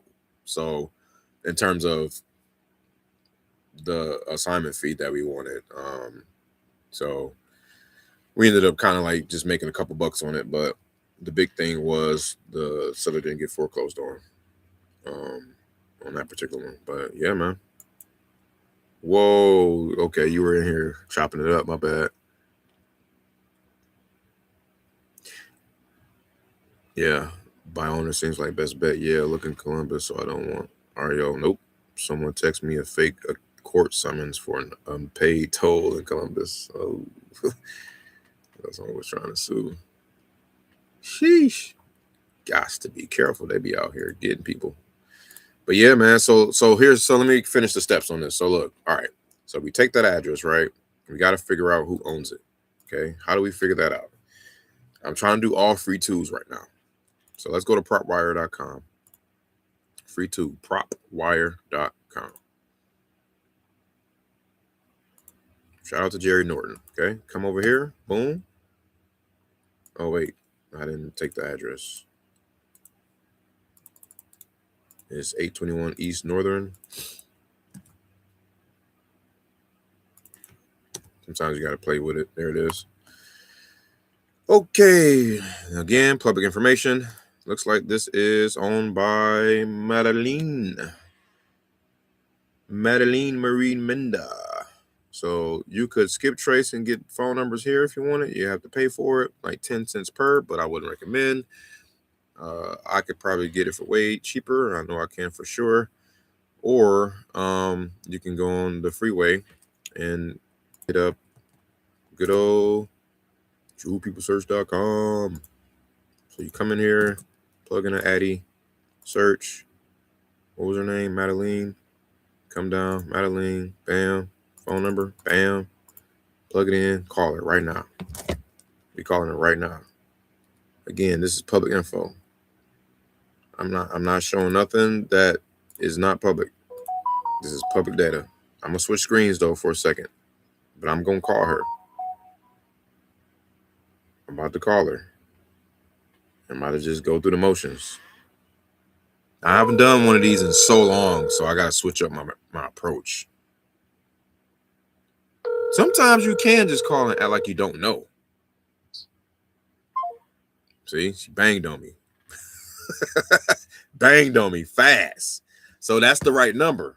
I'm sure it is, because she's getting a ton of calls. She's getting blasted. It's an 11-day time frame. I'm telling you. So it's like she's up against the gun, but there is still time to be had. So what you can do, like, you know, first you want to stop the bleeding. You want to stop the foreclosure from happening. How do you do that? Anybody know how to do that? Do you know how to? Have you heard anywhere on from any of your other plugs on how to stop the bleeding on the foreclosure? You can look up my man Chris Haskins, man. Yeah, I'm all about dropping all of the gems or the resources of the gems, man. I'll let y'all know for sure. There's no gatekeeping. I'll let y'all know as much as I know, as much as I can that I know. Can't tell you everything. No, but for real, like, check out my man's. He's in Virginia, I believe, but you can file what they call a TRO. Well, let me back up. Sorry. This is probably what they've done. I'm about to double tap, by the way. I want the smoke.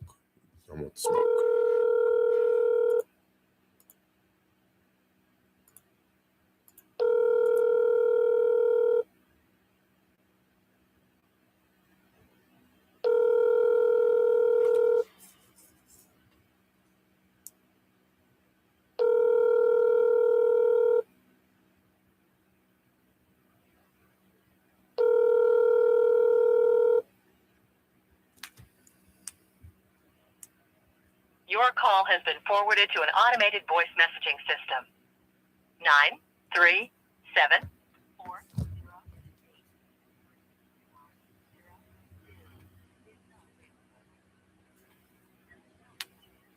Oh, I can leave a message. Press 1 for more options. Hey, Madeline, this is Winston giving you a shout. I was calling to see if I can simply help. Can you give me a shout back? I think I heard the banks could be causing some grief around the property there. So I wanted to see again if I can provide like 6 or 7 different resources to help out. Give me a shout here on my cell when you get this 313. I'll shoot you a text as well. Thanks.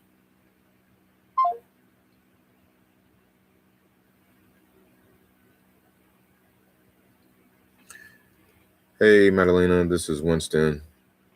Just called and left a message. Give me a shout. Thanks.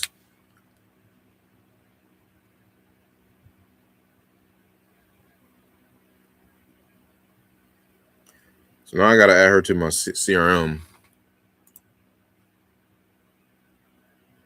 Madeline or Madeline? Lien. Okay.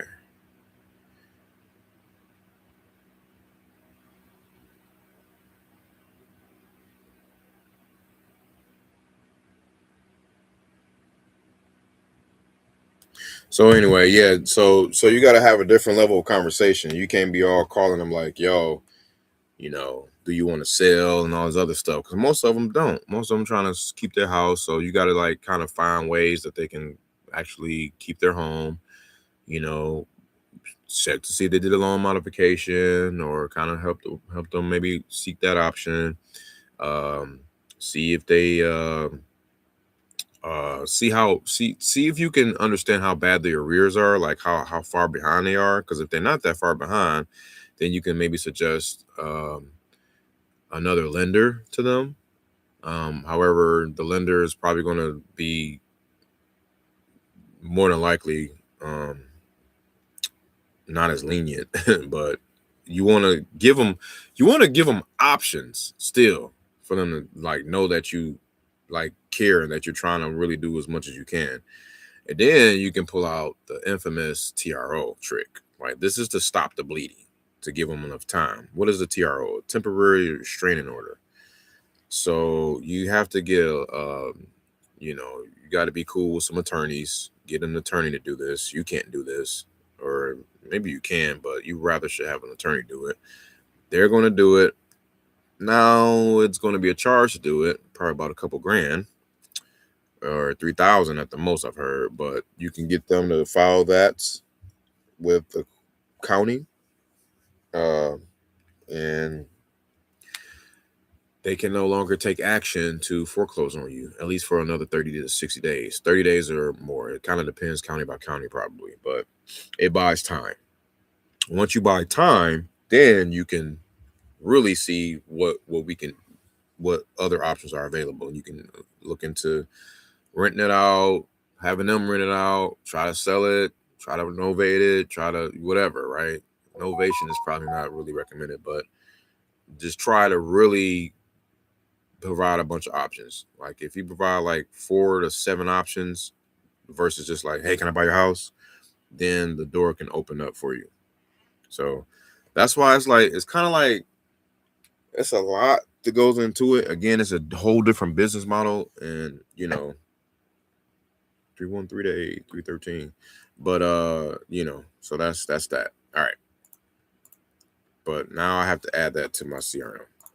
But yeah, like I said, going back here, if you can just run this up. Like take all of these and just there's a lot of them, man. This one's hot. It says 3 days. Oh, it says bank owned too. Nope, I don't want bank owned. I want foreclosure sale starts in 5 days. That means the property owner more than likely still owns it. And also, you know,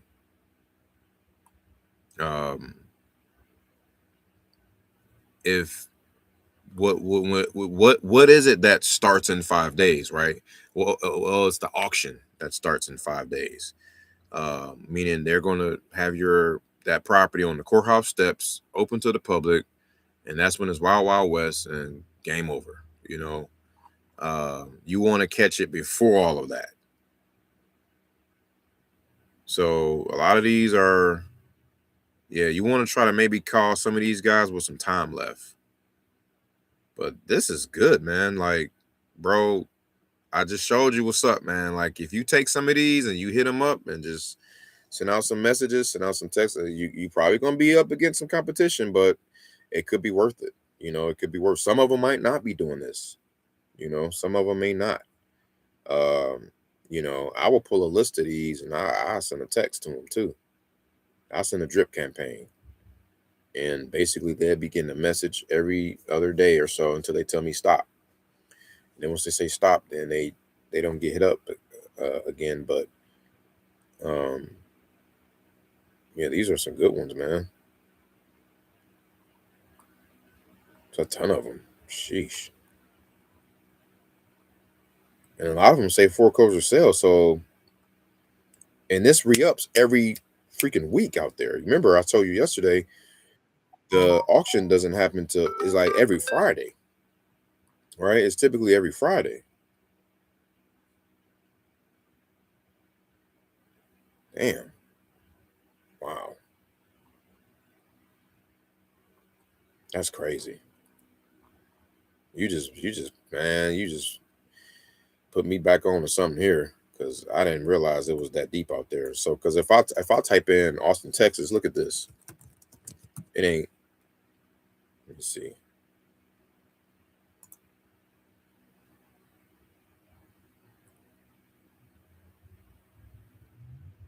Damn. Wait a minute. It's that deep in Austin now? It can't be. You got 57 in Austin? No. 79? Oh my God. Okay, well, they're gonna go all the way around Austin. But damn, bro. A lot of these are bank owned. Let me see if I can do foreclosed homes or private sellers. Okay, 68, 70. What? Now, watch this. A lot of these are going to say the same thing. Starts in 19 days, because they ain't every Friday. Out here, they're every first Tuesday of the month in Texas, period. You know what I'm saying? So it's all of them going to be in 19 days. So all of these guys are fair game, but they're scrambling right now. And look at this. This is a nice property right here, bro. Big old nice home. Going through it right now. And what was crazy is they got a mortgage in place right now that they're behind on. And if you're savvy enough and got the bread, you can come in and say, if you want this for yourself, you can say, hey, I can catch up your payments, and I can give you some walk away money, and I could you know you catch up the payments and you make the remaining payments. So this house right here, 3,400 square feet in Cedar Park, it says it's a $685K value. Them payments probably nice and chunky. They're probably in the probably about in the 4s or 5s easily. Probably in the fives. $4,500, $5,500 a month payment, PITI, give or take, whatever. I'm just throwing a number out there. But then what you do is you take over that payment and you can wrap that mortgage. You do a mortgage wrap and you sell it to a buyer who may not be able to get approved by a bank, but got a bunch of money because they own a business and they don't have a W-2, so they can't go the traditional route. So it's like a ton of people out there. There's like 60% of the market are non-bankable people. So you turn around and you look for these guys and say, hey, I got a house in Cedar Park that you can possibly qualify for without going through the bank. All you need to show is proof of income, this, that, and the third, whatever you want to, you got to make sure everything is up on the up and up, though. You can't just put someone that's not capable of making those payments. You may have to get an RMLO involved and all that stuff. You start getting into the weeds and everything, but it's a whole different business model and it could be very lucrative. But again, it's not a quick churn and burn wholesale model like what I do per se. Everything is kind of customized and it's crazy. My bad. What would you offer her on her 93.5 home? Yeah, bro. Well, it's not about that. What I will first figure out, I will have to figure out what's owed on the property, right? And what amount of arrears are there. So the mortgage balance, you want to figure out the mortgage balance, the interest rate, how far is she behind, right?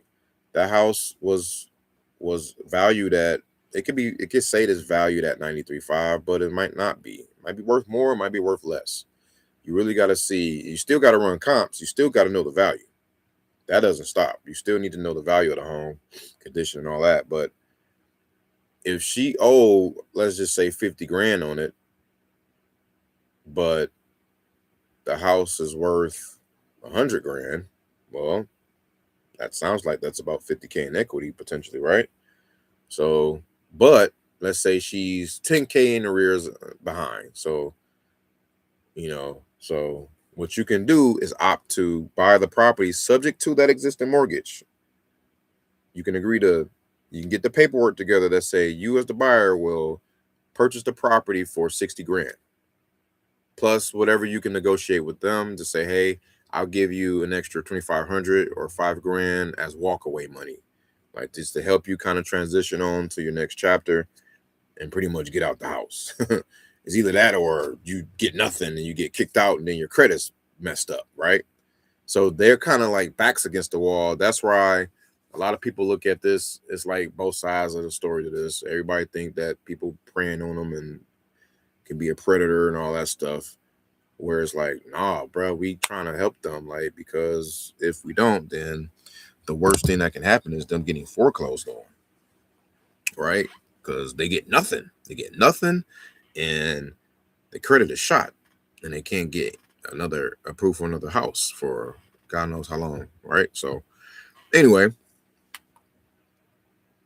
what's a lender, bro? The lender that the mortgage. Yeah, I told you. You said it seems a little complicated. I'm trying my best to explain it like without missing steps, though. You got to understand, like there's steps to this stuff, but it could be lucrative. But I will look into Mike Frankie's information on that. I would rather just get a house under contract directly from an owner, not entangled with all that. Why do you need a lawyer for that? Can I hop on live? Yeah, you would need a lawyer for you would need a lawyer because of if you wanted to file a TRO, which was that temporary restraining order to stop the auction from happening. I think the live is in the show notes. Let me see if I can pull it up here.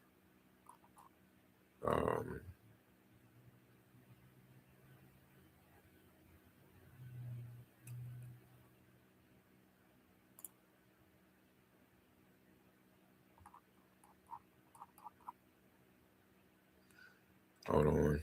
I'm trying to find my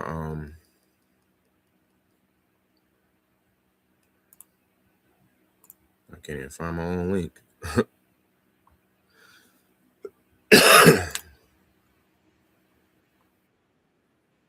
Excuse me. There it is. Join my live right there. I'm double talking. Let me go back. All right. There you go.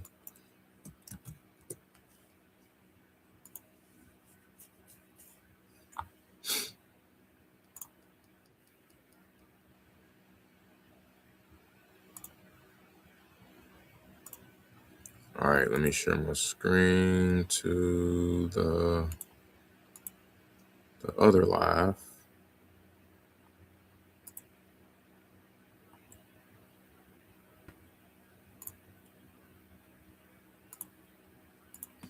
All right, man. So anybody that want to hop in this live, bro, in this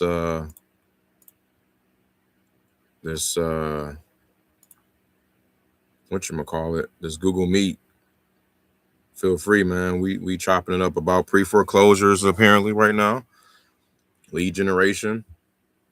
I'm about to pull the leads I was talking about at the beginning of the show and set it up, man. I'm about to throw it in the hopper. I can give you a few to call out on. I got like this crazy shadow going on right here. What's going on?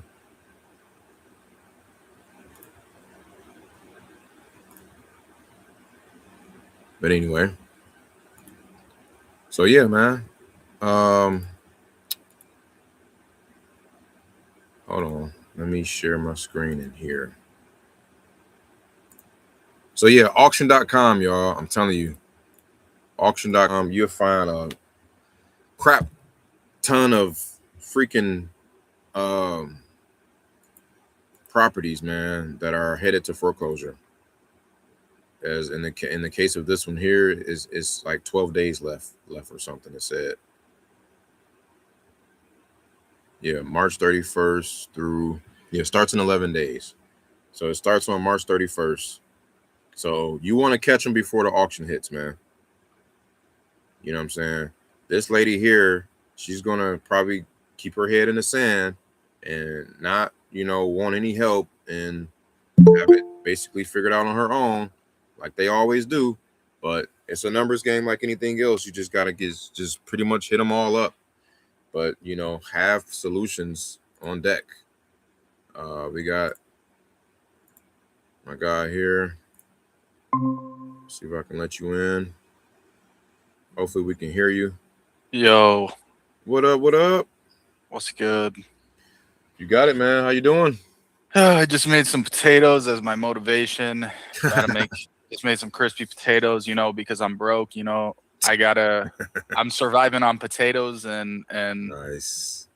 what I can't do anything until I close my first deal. So I just want to ask you, I'm new to this, what do you think are my first steps that I should do to get my first deal? Like what kind of homes are you? Because this guy, I'm watching a school community post right now. This guy and the youngest wholesaler, they're telling me look in the Cleveland market because it's one of the most active markets. Mm-hmm. Cleveland's right there. It's comfortable. I could even drive out today and check out the property, inspect it, see if it's right for me. What do I do? Yeah.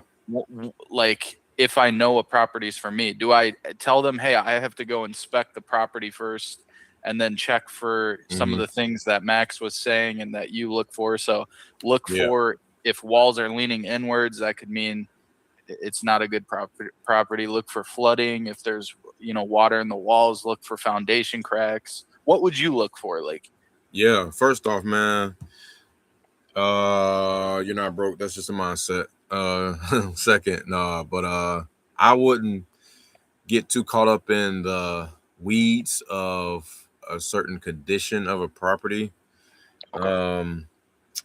But I would look up something. So you definitely want to, like I said about the funnel, you want to spend your time in the nuts and bolt of the funnel. So the top of the funnel is like all new, right? It's like prospecting. It's like you're asking if they want to sell or they didn't decide yet, or you having to call them back and you got to kind of, chase them a little bit. And then as you get into the middle, maybe it's some listings, maybe it is some people that are trying to rent their property, but they can't and all that. And then at the bottom is like, okay, they obviously want to sell, they're hot, they're ready to go. So try to get to that bottom of that funnel as much as possible. So that answers that. So because we want to get a deal fast. Okay. You want to get a deal fast. So what's the fastest way to get to a deal? Well, the fastest way to get to a deal is understanding your avatar, who's likely to sell now, right? And at a good deal. So that's why people say pre-foreclosures, because pre-foreclosures is like they have to sell. The time is up against them. It's a deadline they're up against, like this here, 11 days for this East Northern Avenue one. So they have to take action, right? And that's why a lot of people say go after that. But if you're not going after pre-foreclosures, then you have to either go after like I said, people who are listing their property and they can't sell it or can't rent it out because they're actively trying to do something with that asset, but they can't. So that's when you come in with a solution, right? So again, it doesn't have to be tore up to the floor up, all the way down to the studs or looking a certain way. The numbers just have to make sense. That's what it comes down to. Oh, okay. Yeah, it's all about the numbers. So it's not even about the house, really.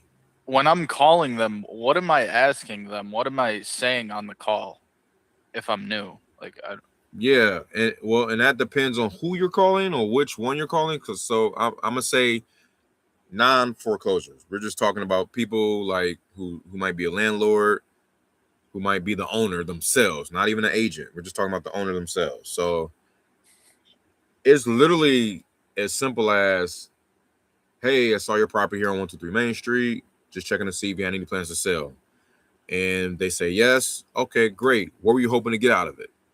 Sometimes you want to go straight into the jugular. Bam, hit them right Okay, there. yeah. What were you 'Cause hoping to get out of it? that's a little different than what Jerry kind of does, because Jerry I will know. get on the call and he'll kind of be like, you know, he'll say things like, hey, you know, he'll build rapport by asking the history of the property first. Absolutely. He'll kind of be like, what's going on there? And then the person will be like, he'll let them talk for 20 minutes and then he'll get into the pricing. I was Is about that to what say you do? there's two sides of the coin. You can either go if you want to get fast and direct to it, because that's RJ Bates style, right? He got a whole titanium script that he can send you for free, but he gets right into it. What were you hoping to get out of it, right? Those are usually people that are inbound, right? For people, because you remember I said PPL earlier, pay per lead. Yeah. Anybody that's calling in, that's inbounding to you, that script is better for them. Like, okay, you were looking to sell still, huh? Okay, what were you hoping to get out of it, right?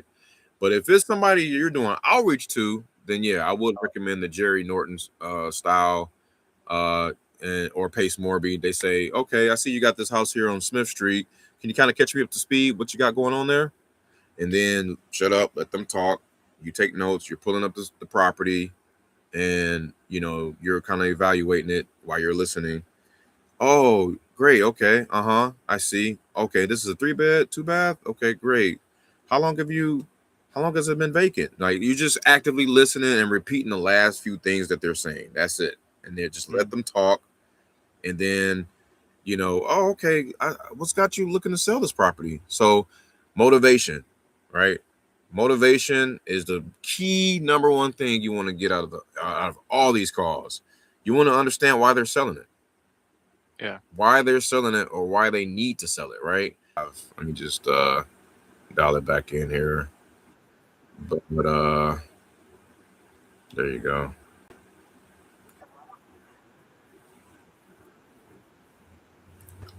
ChatGPT is telling me two different things. She said when you're locking up the deal, you typically need small earnest deposit, sometimes your own proof of funds. I don't have that though. And then, Yeah. but she's saying when you assign the deal, this is when your cash buyer needs to show proof of funds, not before. Yeah, you could get proof of funds from either your buyer or you can build a relationship with the lender to see if you can get like a pre-qualification letter. So for example, try to go to like a local what is that site? Kavani.com, is it? Hold on. Go to let me see. KAVI. No, that's not it. KIAVI. Kiavi. Kiavi. Oh, Kiavi. Oh, Damn, okay. I can't say that for nothing. Kiavi, or go to Levine Capital. There's a few of them out here, but just try to build that relationship with them and let them know that you're actively coming across property that either yourself or your partners or other investors might look to buy, and you want to offer their services, and then ask them, hey, is it okay if I can also get a pre-qual, like a pre-qualification letter to help with offers, and they will understand and know where you're coming from. Or again, use your buyers proof of funds as well. Yeah. But you shouldn't have to, like, again, confidence usually overrules that, when you just kind of like just go straight in and you're not focused on that. Only focus on it if they really bring it up. And the people that's going to bring it up is going to be the real estate agent, like listings. Okay. Out of listings and owners, they rarely ask for that. I probably have like 0.2% of people ask for that. Like, it's very rare. Oh, yeah. And I heard you can get proof of funds just by if you're like hitting up investors and you're telling them, hey, I got these properties. I just need you to send me proof of funds real quick. And then they'll send it out right away. Exactly. That's what I was saying. Like investors or buyers that you're looking to share the deal with. Absolutely. They do that all the time, right? I heard that they're Most of the willing to time. do that because they're always sending out proof of funds. Yeah, most of the time for sure. Okay. Okay. So that takes away that fear of, okay, what if they bring up proof of funds? You're saying their owner's almost never going to ask for Yeah, it. like So direct to owner is it rarely happens. Unless awesome. they've been around the ringer, like they've Awesome. unless they like been just getting twisted by all these other bad wholesalers and stuff like that, then they're like, okay, I need to see proof. Okay. And when you're text blasting people on your CRM, what are you saying on the text? Yeah, man, I got a big list of stuff here. Again, it's to that point. Like I'm looking at one right now. Hi there, Alex here. We were checking out the property here on Oakley Avenue. Any plans with it in the near future? Reply never to end. So it's like it's a bunch of them. It's a bunch of different ones because you don't want to send the same one across the board. Yeah. You get blocked. So it's like a lot of different variations. But you can get ChatGPT to say, hey, shoot me 10 variation of text messages to owners that are 150 characters or less, asking them if they want to sell their property, and it'll spit it out for you. And then you got to say, make sure you don't include make sure you don't include any buzzwords that will get my number spammed, such as offer, such as interested, such as cash offer. Like when they hear that, they cut you off. Yeah, I'm going to write that down real quick. So when I'm doing text blasting, Yep, that's a big one. when text blasting prompts from ChatGPT, I was about to tell her don't include buzzwords. yeah, don't include buzzwords. That's for sure. Like offers. What else you said? Offers. Cash offers. Interested in selling property. You literally can't say the most common words that you like you need to say, but you gotta just dance around it. Like Yeah. So What sucks for me is my go high level. I didn't do A2P verification yet, so I would have to just text them from my cell. oh yeah. That's all good, but just make sure again you copy and paste words that are buzz flag words, keywords. And just but then also I do drip, so I send sometimes I'll send like from 2 different phone numbers, because like you technically only have up to 100, and they might have moved the goalpost now. I think it's like 160 messages per number per day, but it's probably there's a way you can get bulk. You can bring the bulk back. Yeah, you can get more. It It I can haven't go got all the into. way I up don't to really like need to do that, 3,000. to be honest, because it's going to be overwhelming. But there is a way that you can bring that back. I forgot about this guy in Temple. I need to call him back and make him an offer. I think there's like levels to it. So you hit 100 and then they allow you to go to 200 and then 300 and then so on and so forth until you're like at 3,000. And then you can go beyond that too. Yeah, exactly. Hold on. Let me skip trace this first. Give me 1 second. I need to print out this list. 102 buyers. Oh, they stretch all the way to San Bruno. Okay. Let me get this real quick. 5 miles, 2 years. Skip trace. Yeah. So yeah, it's funny. We segueing right into the lead gen part. I was going to show everybody, not really show this type of stuff. So, ooh, you can send the Zapier? Whoa. My bad. I didn't know you could do this stuff. Okay, download the buyers. Okay. All right. So I got a deal in Temple here, Close it, boy. right? But it's one of those deals that's been kind of stinking on the market a little bit. I don't know why he can't sell it. Texas Capital LLC. That's Northwest. That's New Western. I think that's New Western. I think I found my first good house, and it came on the first click. So it's a $70,000 house What at are you Notre looking at? Dame Ave. Okay, look up 11413 Notre Dame Ave, Cleveland, Ohio. Look at the inside. The inside is it's not bad. Okay. 1143 Notre Dame. And I might be able to sell this quick. This might be a wholesale. Which one was it? What was the address? 11413 Notre Dame Ave, Cleveland, Ohio. 2-bed, 1-bath. It's at $70K. I kind of want to submit an offer, but it's almost 200 days on Zillow. But it doesn't matter. I mean, it's good inside. Oh, it looks good inside. So Yeah. they bought it for 10,000. Damn, this says expired here, but I guess they relisted it. Is this a type of wholesale type of deal, or is it not? Not really, Wholesale. because Not? he's done the work already. Those are then hard. Yeah, those are hard to try to wholesale because he's done the work already. Unless why is this guy telling me to look at properties that are like 60, 70K then, that are like decent inside?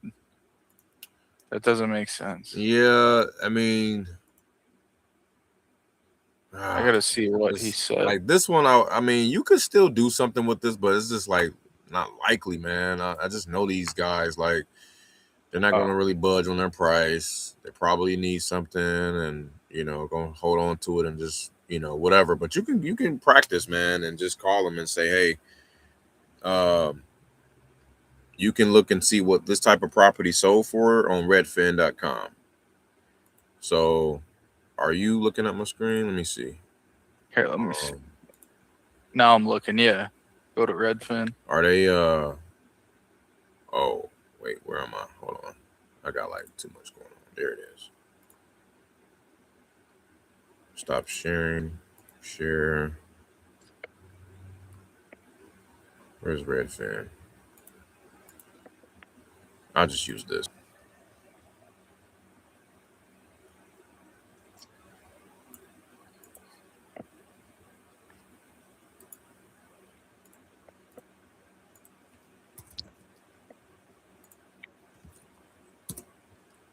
So if I were to take that address that you had there, Notre Dame,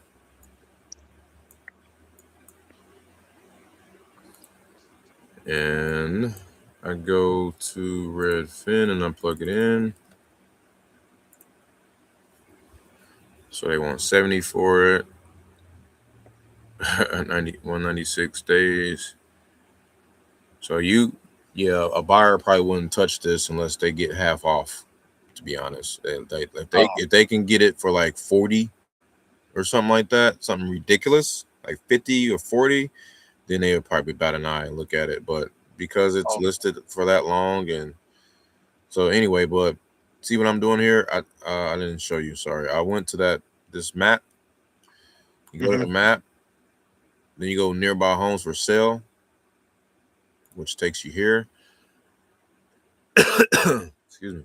Where was that property? It looks like it was Notre Dame Avenue. So it was like up in here. Yeah, that 70K one right there.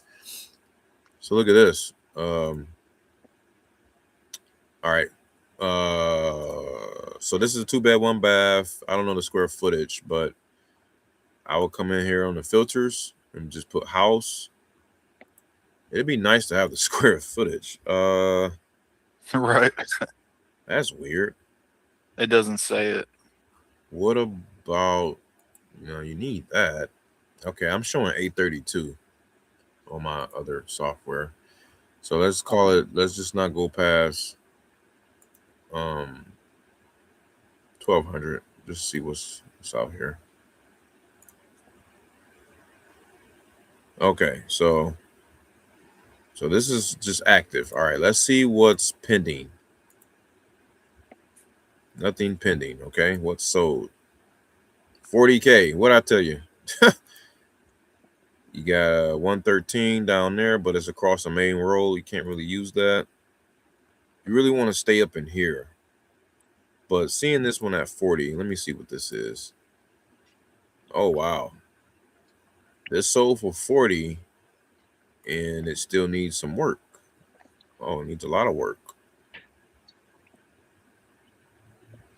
You know what? Cleveland is one of those markets, man, that is block by block. I bet it is. Anything in the Northwest, in the Midwest, bruh, oh my God. It's like, it's pulling teeth trying to like get the correct value on it, man, because you have to like literally be there. You could be on one side of the stop sign versus the other, and it could be night and day with the values, man. And that's what I kind of hate about some of the Midwest markets. But Right. from my experience, that's just is what it is. Because there's no way this sold for 40, and if this sold for 40, that brick one you have there should sell for 50. Right. You know, I'm just kind of at this point like trying to use. But I don't know. This one doesn't really have anything in it. That's probably why it sold so low. I would imagine that should have sold lower, but it is like an incomplete rehab. Yeah. But Yeah, it should have sold lower, maybe like 25, 30. And it's not Actually. brick. I don't know who would pay 40,000. The one you got here is brick. That's tough. So I was basically trying to find some comps, man, that could support. But like the fact that it's listed, man, and it's been sitting there for so long.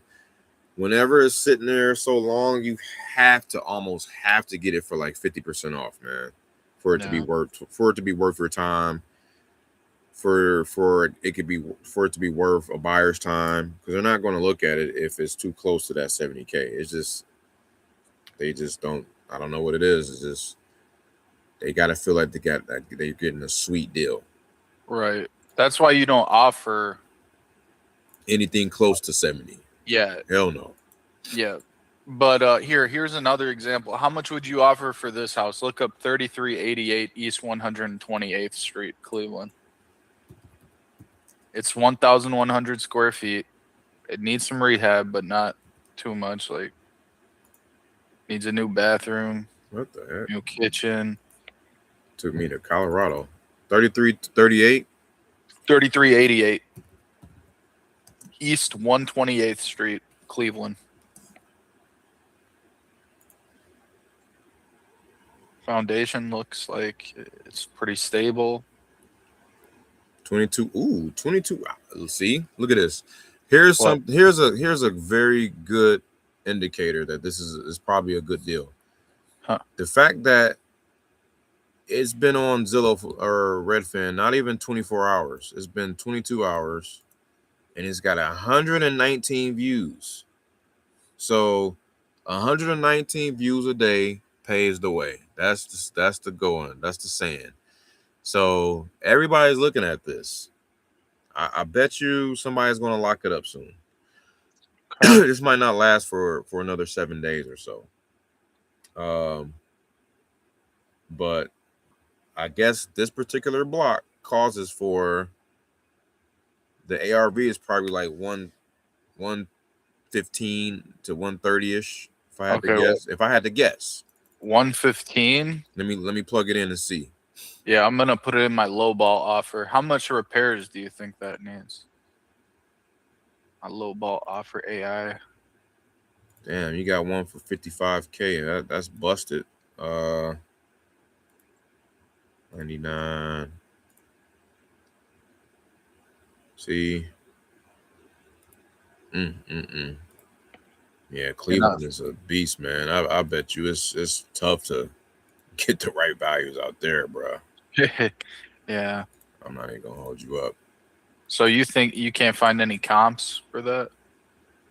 I'm looking right now. What's the square footage of that? 1100. 1,000. Yeah, 100.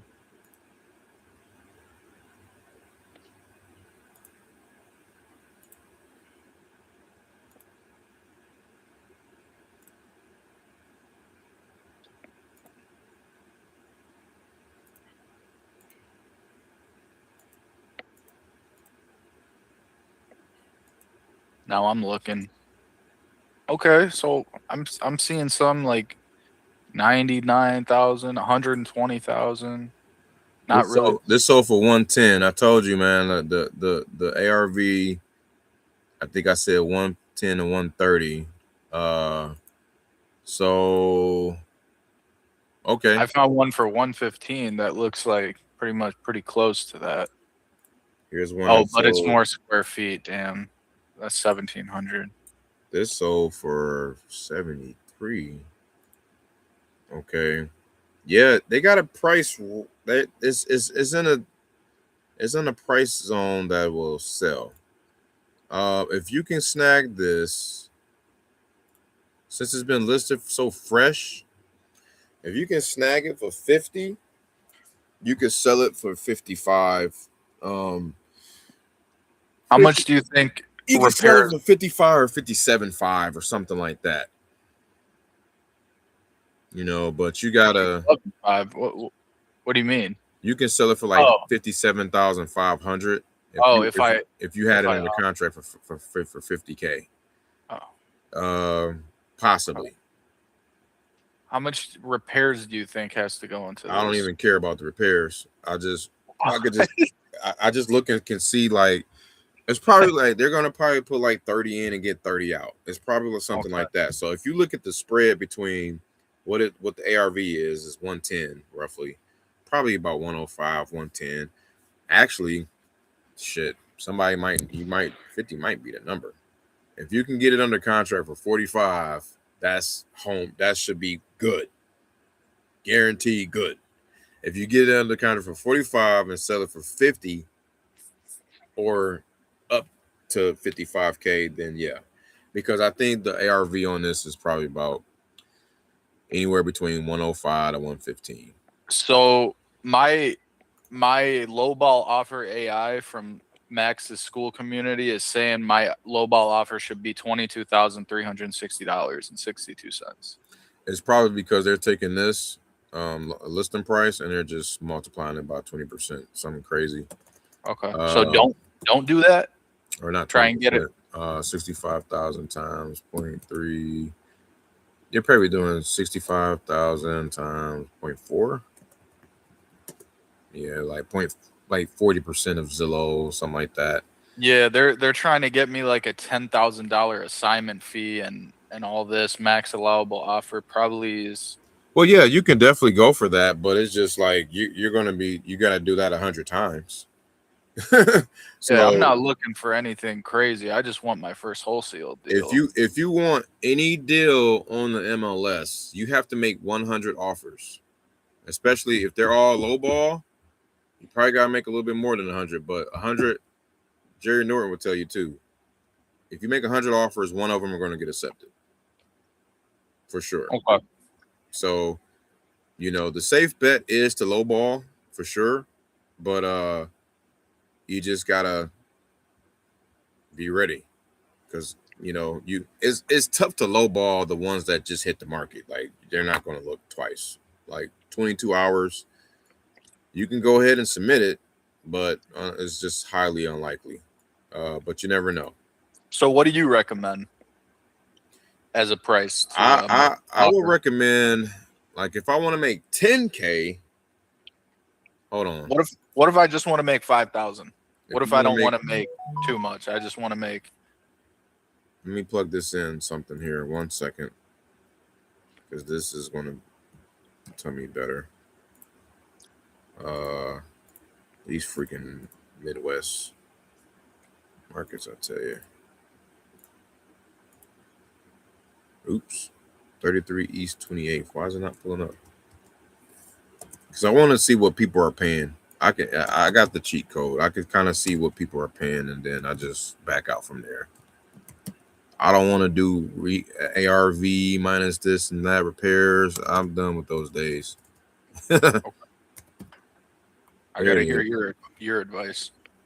Yeah, because it clogs up too much. A lot of investors got different business models, and it's everybody always crank out different ARVs.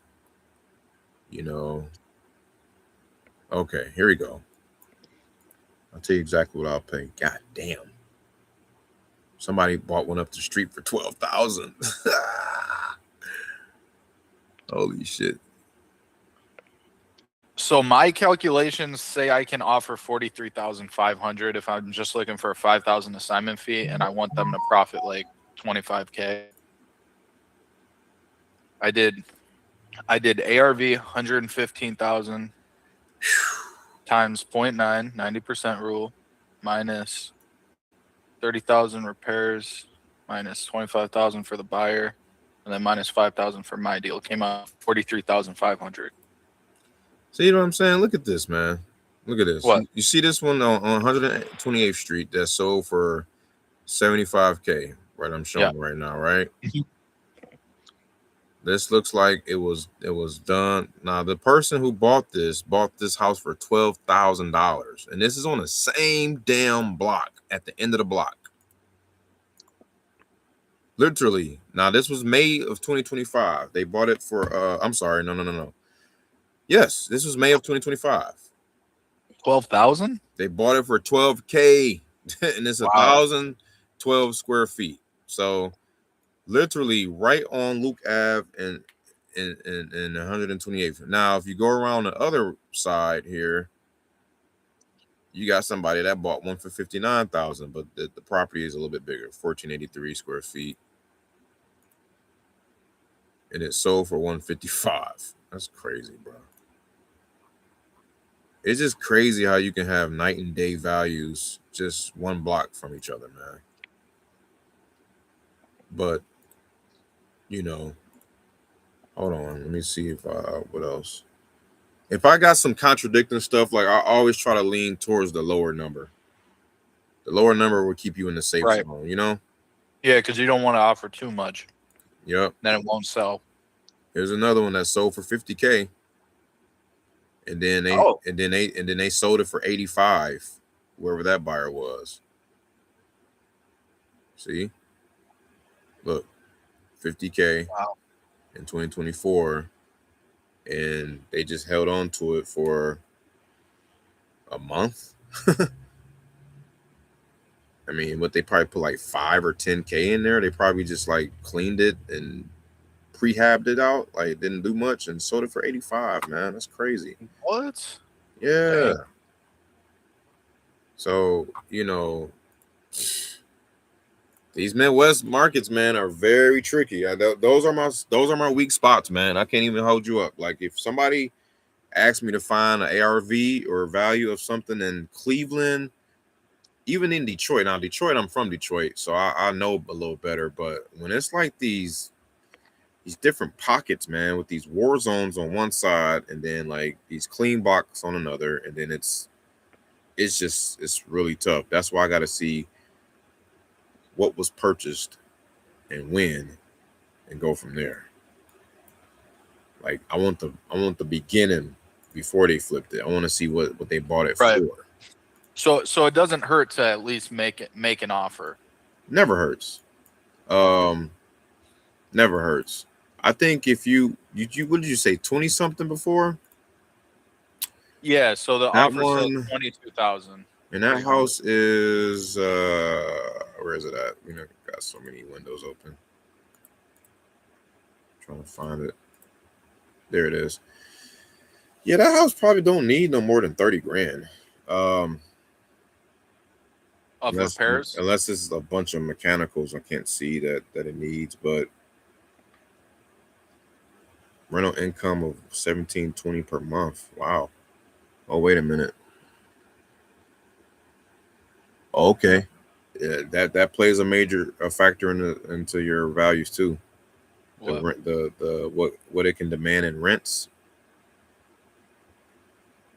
Let's see, Section 8, long-term rental property with estimated income of 1720 per month. Oh, look at that! Key improvements: new furnace, hot water tank, Oh, and a that's roof replaced. Oh, in 2012. uh, Thing is almost what 14, 15 years old. so it might need So a new roof. yeah, another like 7 years or so. But Oh, years. Okay. I think a what do you call them? A landlord buyer is gonna swoop in and try to like pick that one up and put like just minimum work into it. They Right. probably can get away with spending like 10K or 15, make it very light, and then stick a tenant in there and get like cash flow 1,700 a month, 1,500 a month, and do it like that. So the flipper, they're going to need to buy it deeper though. See, that's another thing. People always talk about what the ARV is and what buyers are going to pay and all of that, but they're not realizing there's each different type of buyer with a different type of exit strategy are going to have usually different entry points to buy it at or different ARVs sometimes. Like a rental property ARV is not the same as a retail property ARV. Those are two different avatars. So, and typically you want to go with who pays more, which is going to be the landlord buyer because they're not topping it out. They're not topping off the market with all these high-end expensive finishes. They're just going in there, lipstick, you know, just fixing up some flooring, carpet paint here and there, making sure all the stuff works, and they're out of there. And they're gonna put a tenant in there. So, what do you recommend I offer for it? 30,000, 22,000. Man, I mean, again, it's you can offer whatever, but more than likely they're it's probably going to sell close to the asking price. Really? Because I'm not really keen on listings, man. It's not really my cup of tea, to be honest, man. But the safe bet is 30,000 is probably a home run on this property Okay. for sure. If you can get it for 30, I have no doubt you can sell it for anything a little higher than 30. So I could even probably sell it for 40K. Yeah, definitely. But you got to get the offer accepted. Mm. You have to probably strong arm them and say, hey, 30,000, you got to be like non-refundable earnest money. You got to say something very strong. Like the terms got to be, if your price is weak, your terms got to be strong. Like if you're slashing it in half, you got to like at least be like, I don't have to walk it, no inspections, no refundable earnest money, closing 7 days. Like all of that got to be tight. That's usually how it goes. Let me see if I can see some of this guy's scripts. What type of scripts he uses. But yeah, man, that's what I'm saying. Like, check out those guys that are more privy into I would say that are more privy into the MLS and the Midwest markets. Because whoever's telling you how to wholesale, but they're mainly doing deals in Arizona or Texas or Florida or whatever, that's not the same thing as Midwest state, obviously. A Midwest market. The Midwest markets are beastie, man. I always be thinking I have a good deal in the Midwest market until I get shot down. Muskegon, Michigan is like the number one infamous market that does that. Okay, let me see. I want to go to my list. I had Toledo here. Let me see my list of properties.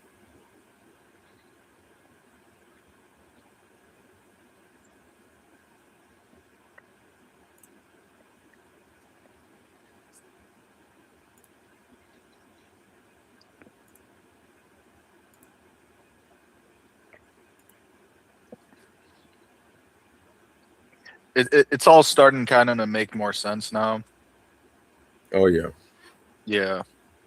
Because at first I didn't know what the hell you guys were talking about. When I had wholesalers and I'm having them say all these terms like Oh, I can imagine, man. subject to, and I'm like, what is Section 8 housing? What is all this? I don't understand. Oh, I can imagine.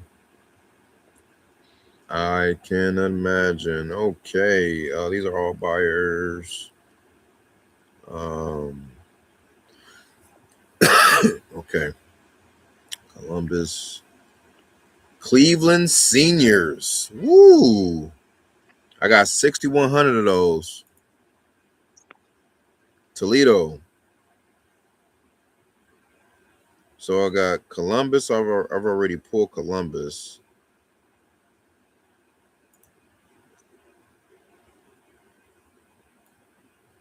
Yeah, I did Columbus already. See, this is why I freaking love this guy, Max. He tells me the keywords to put in Zillow, so it takes out all the nice houses. So it just, look at this, motivated seller, must sell, bring all offers, distressed, job transfer. I love this, man. It makes sense now.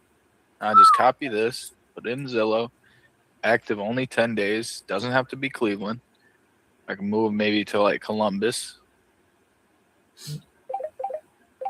I don't know what area has a lot of wholesale deals. Do you know any good cities? Hold on 1 second. I got Hey, go ahead. Maybe Dallas. Do Dallas. Hello. Hi, is this Winston? Who's calling?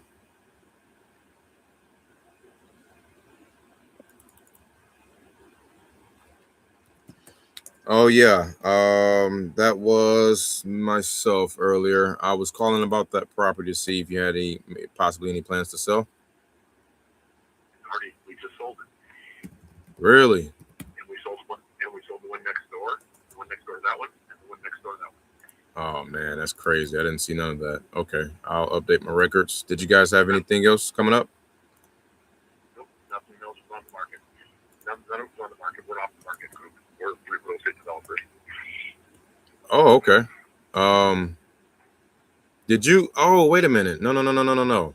I'm sorry. I've been calling sellers and I've been calling buyers. So you guys are actively building and buying out there, or buying like infill lots or tear downs as well. Yes, we're a real estate company and a development company. Okay. So let me switch hats. So I actually called you about a property that out in Burlingame that's an off-market property to see if you guys had any interest on taking that on. Yeah, no, we don't like Burlingame. No. Too. Got it. Okay. Did you have anyone in your network or circle that may be building out that way? Nope. Okay. All righty. I appreciate your time then, sir. Okay. No problem. All right. Yep. Okay, so that was a builder that I called. So obviously that's a no-go.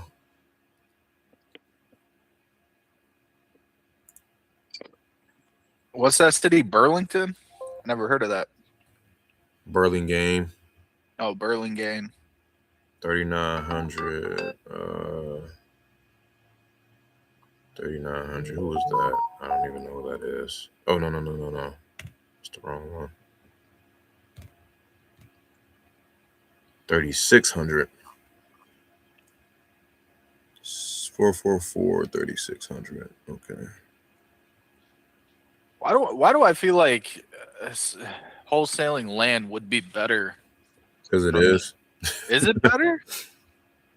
It typically is. It's known to be, at least. The process is better because you're not having to show a house with tenants in there and be all in people's way and get pictures, and the whole dispo process and transaction coordination process is usually better. Let me see. That's why I got some of those in here too. I started off with houses, and there's just so many of them, so I can't just completely quit on all the houses.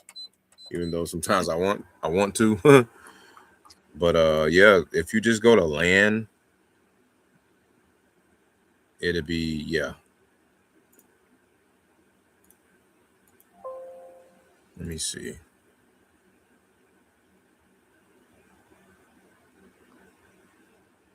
Yeah, if you do land, the difference with land, who's the trying to think of the go-tos. Joe McCall is a good one. He only do land. Um, Elijah. There's some cats out of Florida that do land. That I have to look them up and send them your way.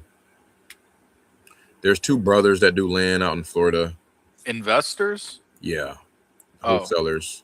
They wholesale land.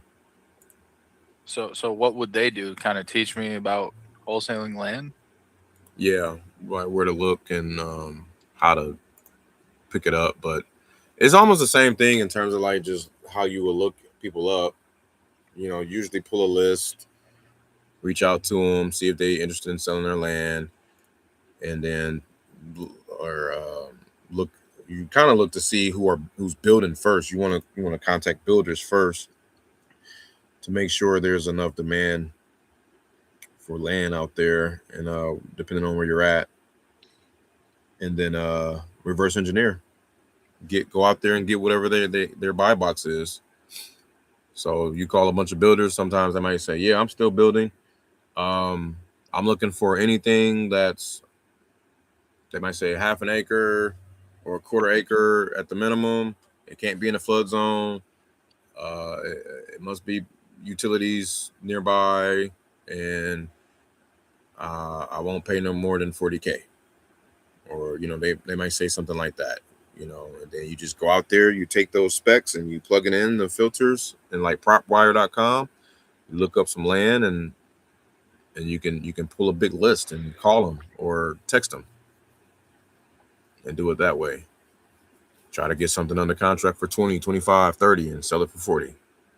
If it has too many trees though, then I can't offer like some of these places, there's lots where there's so much trees and they're asking for like 20K and it's like I can't give Sometimes that doesn't matter. Sometimes it doesn't matter.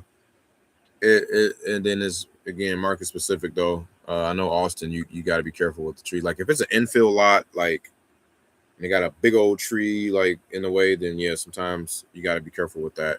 That's why land, it does have its nuances like houses. You got to be kind of careful, especially in Florida, like you can't have like wildlife on there, like tortoises and owls and stuff like that. It's like it depends on Right. where you at in the country, man. They all got their own little nuances, and you just gotta just tune in to the market. Make sure you don't pick up anything that has those things, and you'll be fine. But yeah, man, that's pretty much that. Dang. I found land with you. houses in the lots go. selling for 400K. Wow. Yeah, show me. No, this I got a list of 9,200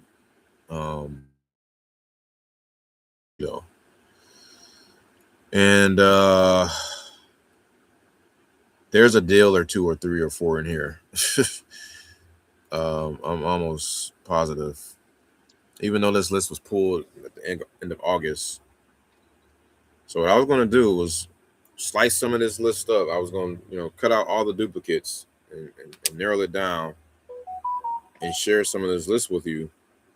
If you want to call some of these guys and just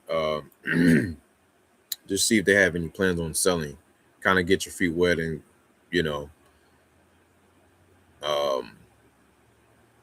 see if you want to see if they want to entertain an offer, see if they have any plans on selling, what's got you interested in selling, kind of go through the script, qualify. Let me look up some of these. So some of them, it says Toledo, but the way I did it was some of them are in Michigan, some are in Ohio, is what it looks like. So I'm looking at these addresses. Temperance, Michigan. I don't even know what that is. Erie, Michigan. It's like right at the border. more likely. Okay, cool. Yeah, sweet. I can do Michigan because you don't need a real estate license to wholesale in Michigan. Okay. In Ohio. And you got their numbers? Yep. Mm. Not all of them, but most of them. So I'll scrub this list down, and then like I said, I can take some and plug it into the SMS campaign, and then I can throw some your way. Yeah. And you can just hammer some calls on this list right here. These are all like tired landlords. So all of these people, these are all don't live in. So like if I just randomly pick this one, let's see what's the story behind this. Yep. So look at it. They owned it for almost 30 years. They bought it for $4,000. And holy shit, 30 years. Right. I'm blowing up. Damn. Blow this up. Let's see if I.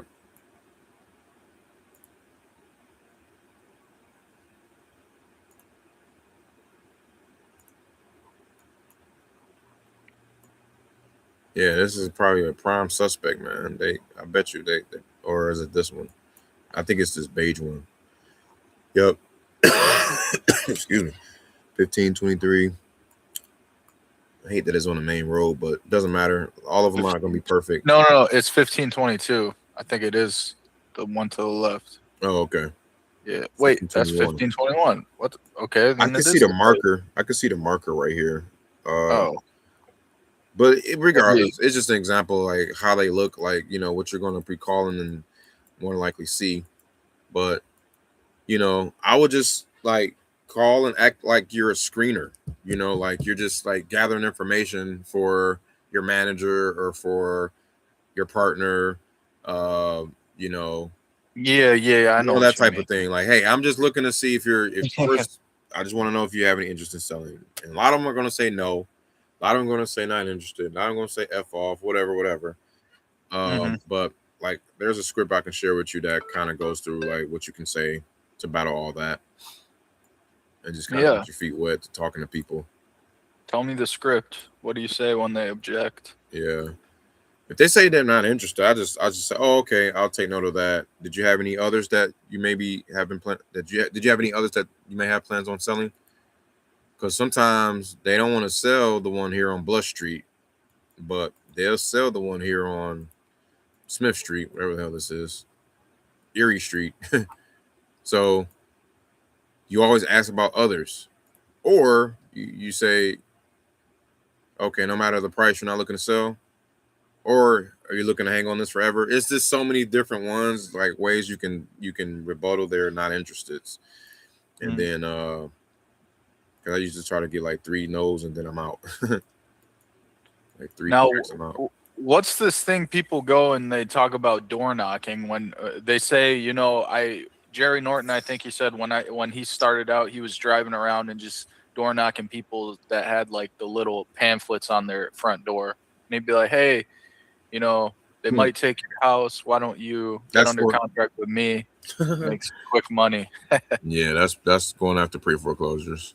Basically. Yeah. So when you door knock, you ask them, hey, how much are you behind on your mortgage? No, don't do that. No. not off rip. Like, no. Not like, off rip. You gotta like at least build a rapport. Yeah, see if they even want to entertain like your services or get some help from you. Yeah. And then you get into all that. Basically, what you're doing though is you're trying to help them so they're not gonna like be behind on mortgage and be in debt. Yeah, exactly. So they don't so they don't get foreclosed on ultimately. But if they put the house under contract and I find a buyer, isn't the house out of their name? Hold on, my bad. I got a JV respond to that. Awesome. Okay. You said if they what now? If they get Now, under contract, will it be in yeah, their if name? they get under contract with me and then I find a buyer, isn't that under the buyer's name now and not them? So they'd basically be selling their house. Correct. Yeah, they got to sell their house in order. Oh, Yeah, they have so to you're change. They have to. Once they figure out their backs against the wall, they're going to lose the house. They gotta sell the house or get out of oh, the house somehow. so you're just recommending that they relocate to something cheaper, like a apartment, so they don't get into debt with the Yeah, state. Oh, yeah. I mean, whatever they maybe they have a relative or something, but you try to give them as much like walk away money that you can, that it doesn't blow up the deal. yeah. And yeah, and then the buyer comes in and they take it over, but it does usually have to be vacant. Otherwise, the buyer won't buy it. But yeah, like I said, I only dealt with like a couple of pre-foreclosures. I've done a lot of campaigns, but I only got like 2 deals out of it, man. That was not honestly worth my time. It wasn't the best use of my time. So I'm not going to be the number one guy to ask about pre-foreclosures. I'll admit that. That's why I'm giving those other guys, Michael Frankie. That's the only thing he does. Like tap into all his free content as much as possible. If you want to go down the pre-foreclosure rabbit hole, or if you want to go down just land, tap into Joe McCall. Joe McCall. Okay, I'll look that up. Yeah. So land is usually easy, but there's still everything has got some hard to it though. So Oh, is he on YouTube? your Oh, I hat. found him. Yeah, Yep, he's Joe everywhere. McCall. He's Okay. everywhere. But yeah, I'm gonna go ahead and print this out or export this list. Let me see. Hold on one second. Why is this guy still trying to sell this property, man? That's not a deal, bro. Somebody's been trying to DM me about a property. It's just not going to work though, at all. And I told him like no several times. Hey, dude, you got to rerun those numbers. So the one in Toledo, here it is. Okay, so see if I can make sure all the phone numbers are there and good to go. Customize layout. 2025 update.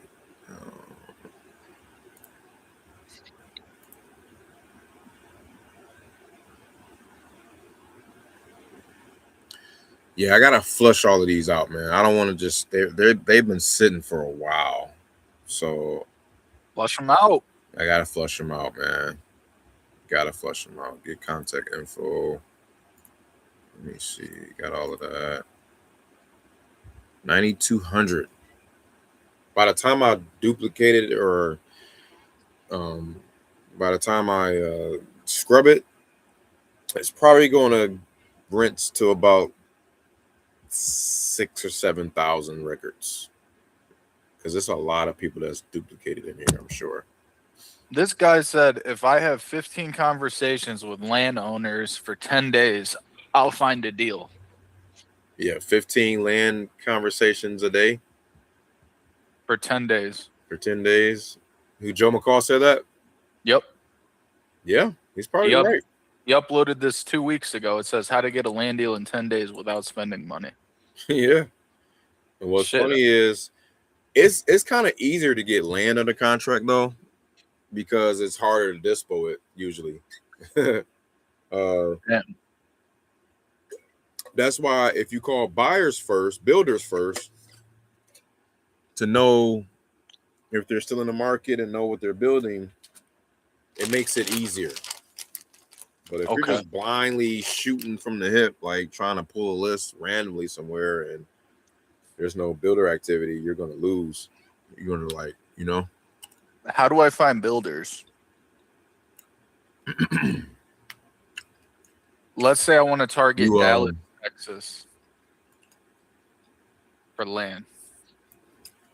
I would say, first off, if you're going to do land, you might want to stick to a state that is going to show the sales price, because it makes it harder to track down what that person bought it for. Like in Texas, it's a non-disclosure state.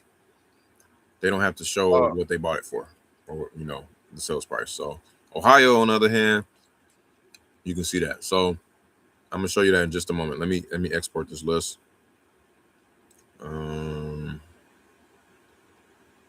Make sure I got it all. Export.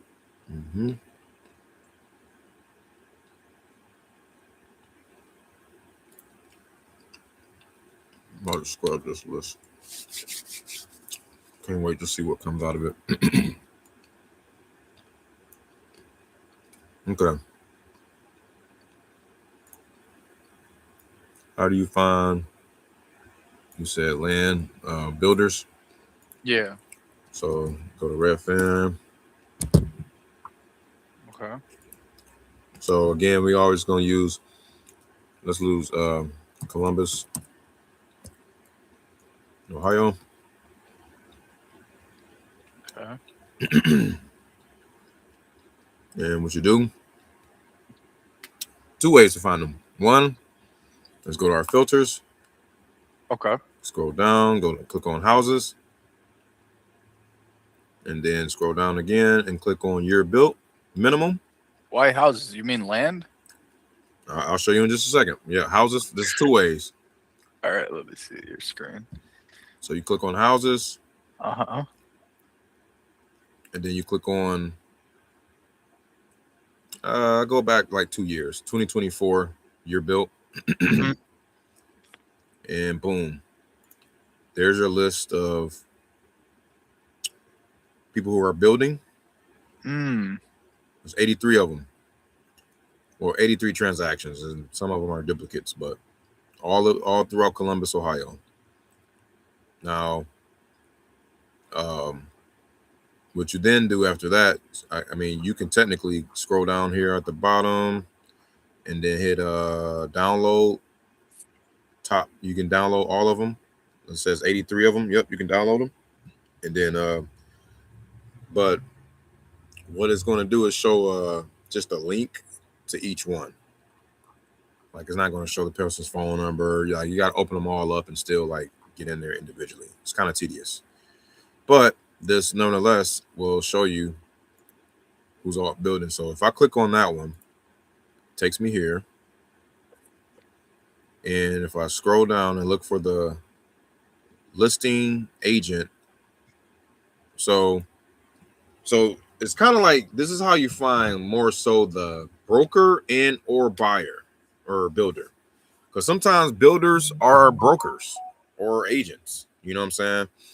But most times we can't find them directly, so we have to find the listing agent and just go through them, and they got their phone number right here.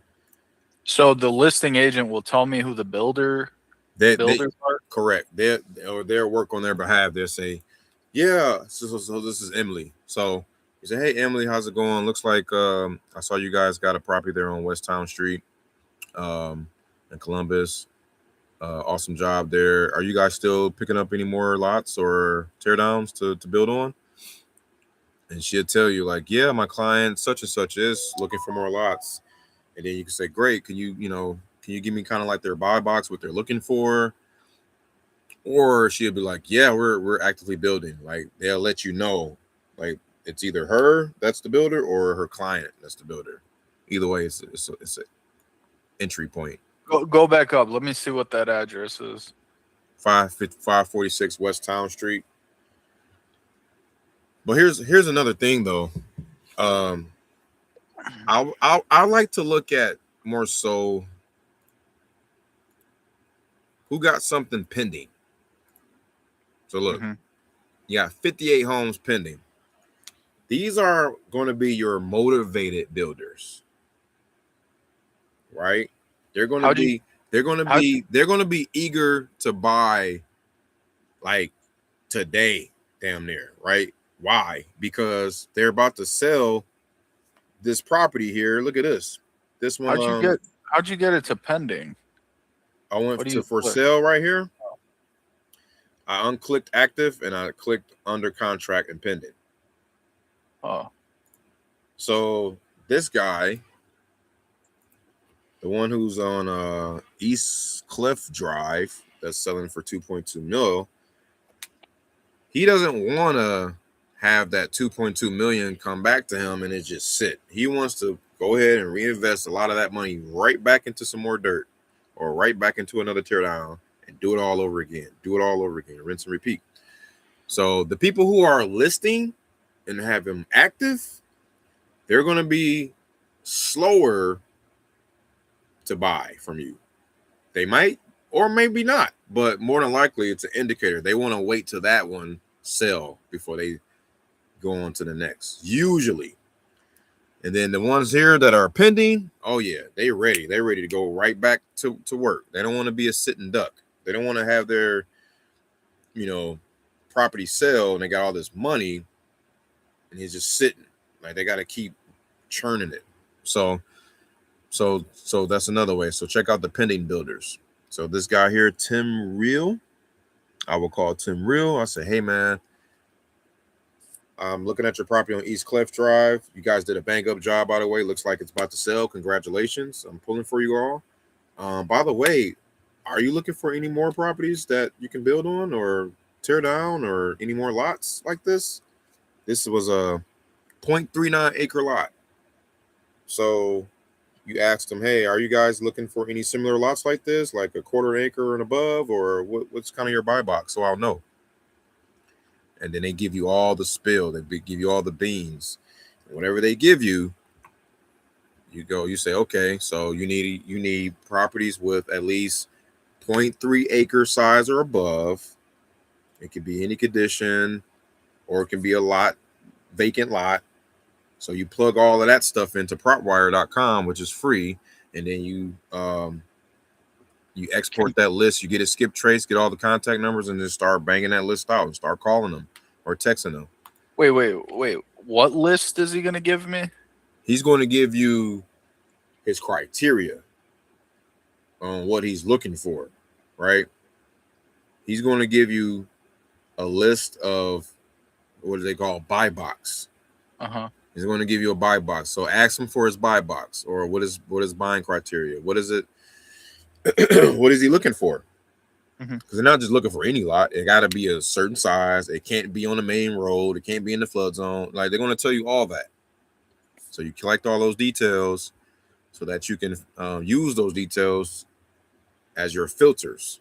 You're going to plug those details into propwire.com, and that's going to be like your what you're going to use to filter. So for example, this one says 0.39 acres, and where area is this in? So this is in like northwest kind of Columbus. Okay. So I'm just about to again use an example. So if he was like, yeah, man, I'm looking for lots that are a quarter acre and above, utilities are preferred. It could be a tear down or it could be a vacant lot, whatever. Then I'll come in here.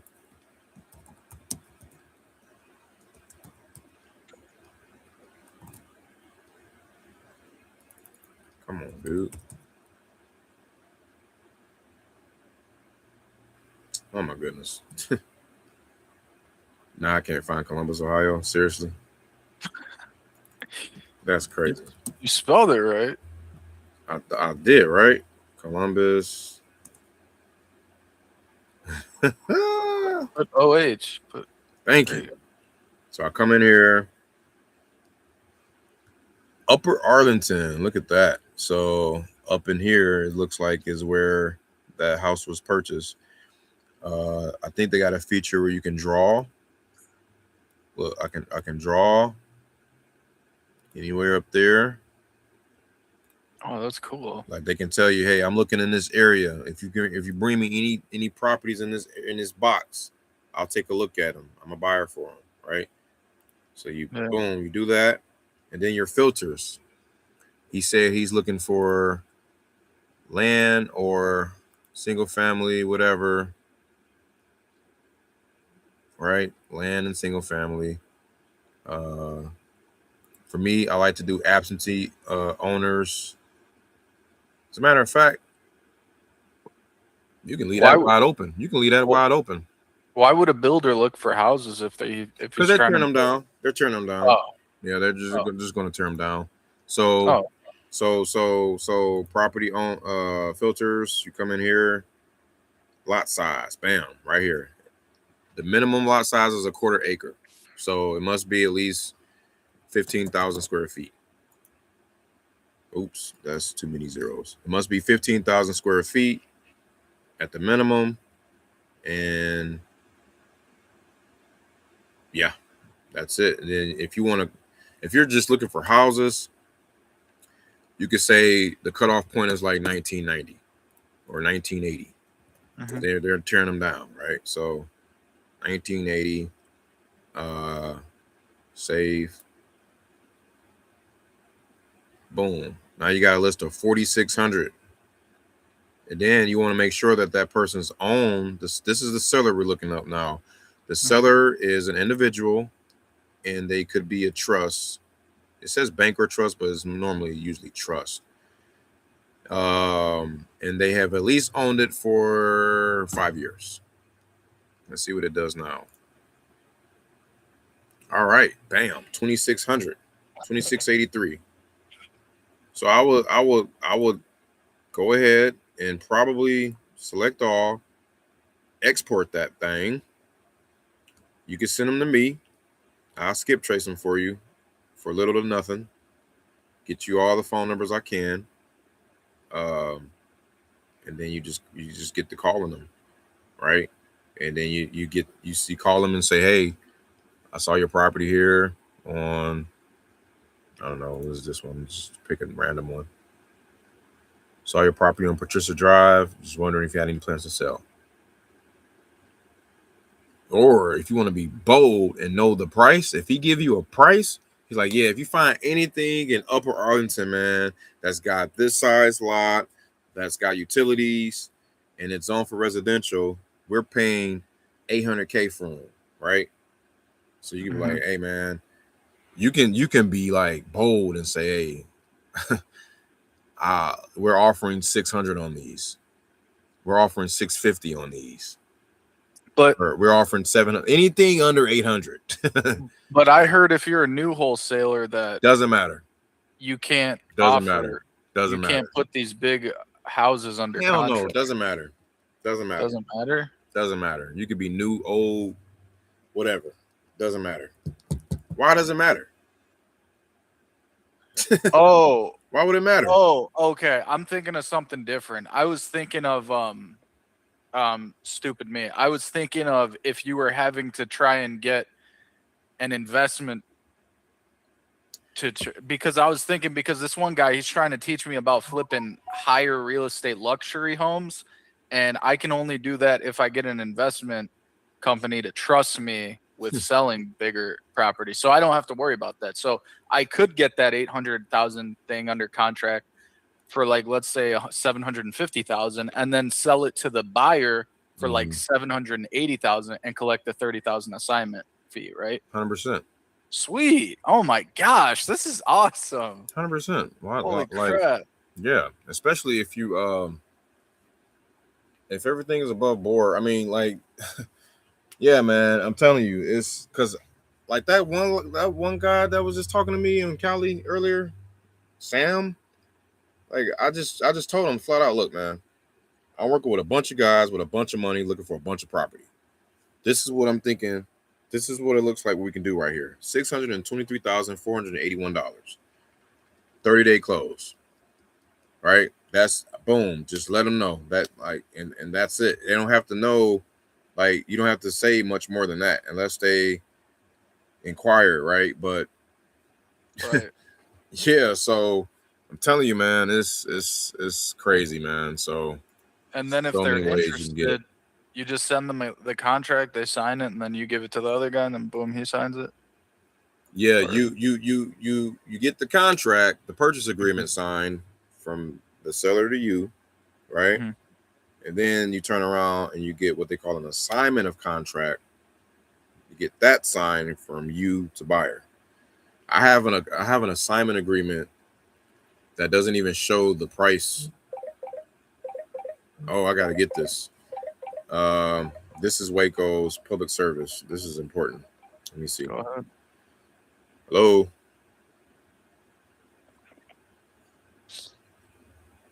Yeah, speaking.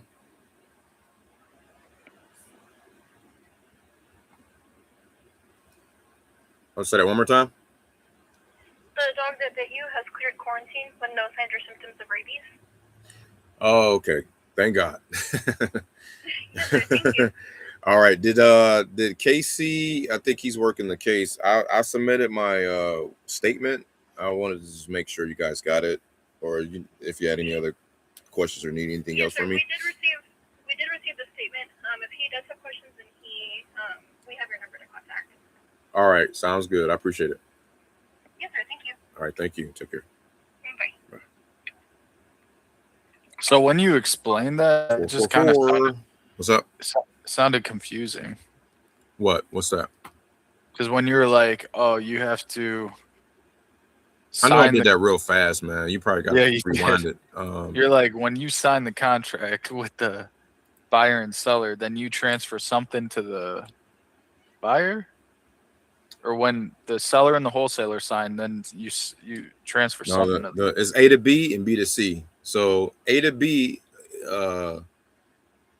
meaning like party A and party B. You're party B because you're in between A and C. So you're the middleman. So party A and B is the seller and yourself. Y'all got an agreement at $750K, right? Cool. Purchase agreement. That's what it states. And that's that. You turn around and you get a whole separate entire agreement between you, party B, and the buyer, party C. So that's an assignment agreement for a purchase price of $780,000, like you said earlier. Okay. And then you take both contracts to the title company and they do all the rest of the work. They're going to be able to divvy up the funds and help you close the deal. Who takes it to the title company, the wholesaler or the buyer? You, the wholesaler. You shoot it over to them via email or call them up. Make sure they're wholesale friendly. Make sure that they handle assignment of contracts, because some of them don't. You probably got to call a few to make sure they handle that. Okay, send two contracts to title company. Make sure they're wholesaler friendly. But yeah, man, I'm looking at these are real life examples. I'm gonna be coming back to Columbus, and I'm gonna be pulling some of these, and I'm gonna be calling these builders up, like, hey, you still looking for dirt? You looking for teardowns? You looking for this? Looking for that? Like, I'm telling you, man. You still looking for dirt? Yeah, that's funny. Hell yeah. They're like, yeah, just make sure there's not too many. They're probably gonna say something like, yeah, well, there's got to be infill and make sure that there's water and plumbing. I mean, whatever they say, then that's cool. We just take note of that and plug it in our filters, man, so that we're not just sending them junk. You want a shortcut and like be efficient with everything. Okay, check this out. I'm gonna pull my list here of Toledo.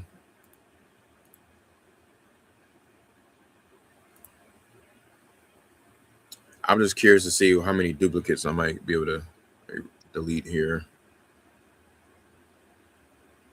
It's like 9,000 these bad boys.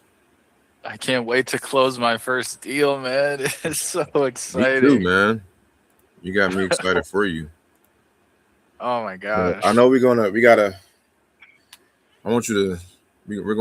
out a way to, we gotta focus on just one, because it's a lot that's going. I don't want a lot to pull you every direction though. So I want to help you with being focused on,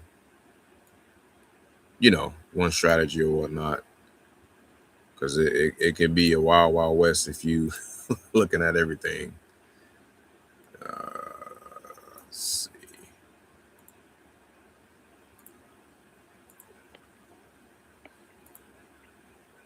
Okay.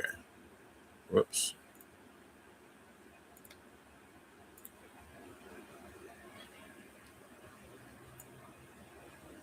I heard there's less competition when you wholesale land too, so that's what kind of is gravitating me towards it, because I don't want to compete with all these thousands of wholesalers. But Yeah, no, that's real talk. yeah, I feel like land's gonna be my go-to. Like, I'm still gonna do houses, but I feel like land's gonna be my main thing I focus on. Yep. Let's see. Remove dupes. Miller. Have you ever wholesaled land? Oh yeah. Oh, okay. Was that what was your first wholesale deal, land or a house? It was a house, but land is definitely it's good when you can really get a grasp for it. And it's funny because I was doing it wrong and still made some good money. Like, because usually you supposed to reverse engineer, like you're supposed to see what all the builders are out there buying, because you don't want to just like get anything under contract. Right. But I did it backwards. I got whatever it was, and I was just shopping it like it was as if it was a house. I mean, it's technically no wrong, right or wrong, but Right. mailing address. Okay, what did I tell you? See, that list trickled down to 6,642 now. Okay, and then it's gonna trickle down some more because I'm gonna get all these landlines out of there. But I'll work on this and I'll send some of them over to you. As a matter of fact, how about this? Is there a way we can find if people are building in Toledo? I'm sure there is. So the same way we did Columbus, since I already got the leads pulled in Toledo. It's terrible. Yeah. Nah, that wouldn't be good. Oh wait, this pending. Let me see. 17 homes active. Oh, that's yuck. That's just mobile homes. Okay. Nah, I'm not gonna play in that arena. Hold on, let me make sure. 2024. Oh, the other thing we didn't see, like you stopped me to ask, was land. So obviously you can pull land and see who's buying land to find a builder. But some of these they're not usually always builders though. Some of them are they just want to be investors and own land. But this is a terrible place to try to Yeah. Look how low that is. 3,500, 5K, like no sir. So bring it back to Columbus. Woo! 2,700 land buyers, bro. In the last 3 months. Wow. Holy cannoli. In the last week, there's been 211. Wow. Ooh, so those are your builders too, right there, man. Wait. You know what's crazy? The people who bought that land, those are the builders? I'm sorry. I didn't have it selected. Let me select land. Damn, night and day. Hold on, wait a minute. Oh, that's in the last week. Okay. In the last 3 months. Okay, 77. Ooh. 77 land buyers. Okay. The lowest is 13K. You want to stay away from those areas. 15. So I would stay away from 43207, 43224. I would just be all up in here. Or another way you can do this is just price it. You can just filter. You say I want people who paid at least, I don't know, 50,000 or more for their land. And then boom. So now we filtered that out and we got better prices that we can make some money from. Yep. So all of these people here are more than likely builders, or just land buyers. But you know, like who bought this?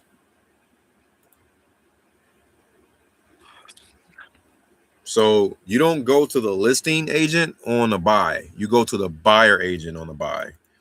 Bought with Central Ohio Home Finders. Yes, sir. Is that them? So you call them and say, hey, are you guys still buying land?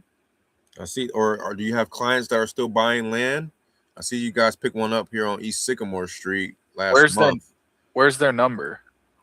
It's in here. 614-848-9400 in their email. Okay. And then you can check on the temperature to see when how fast they close by looking at the activity.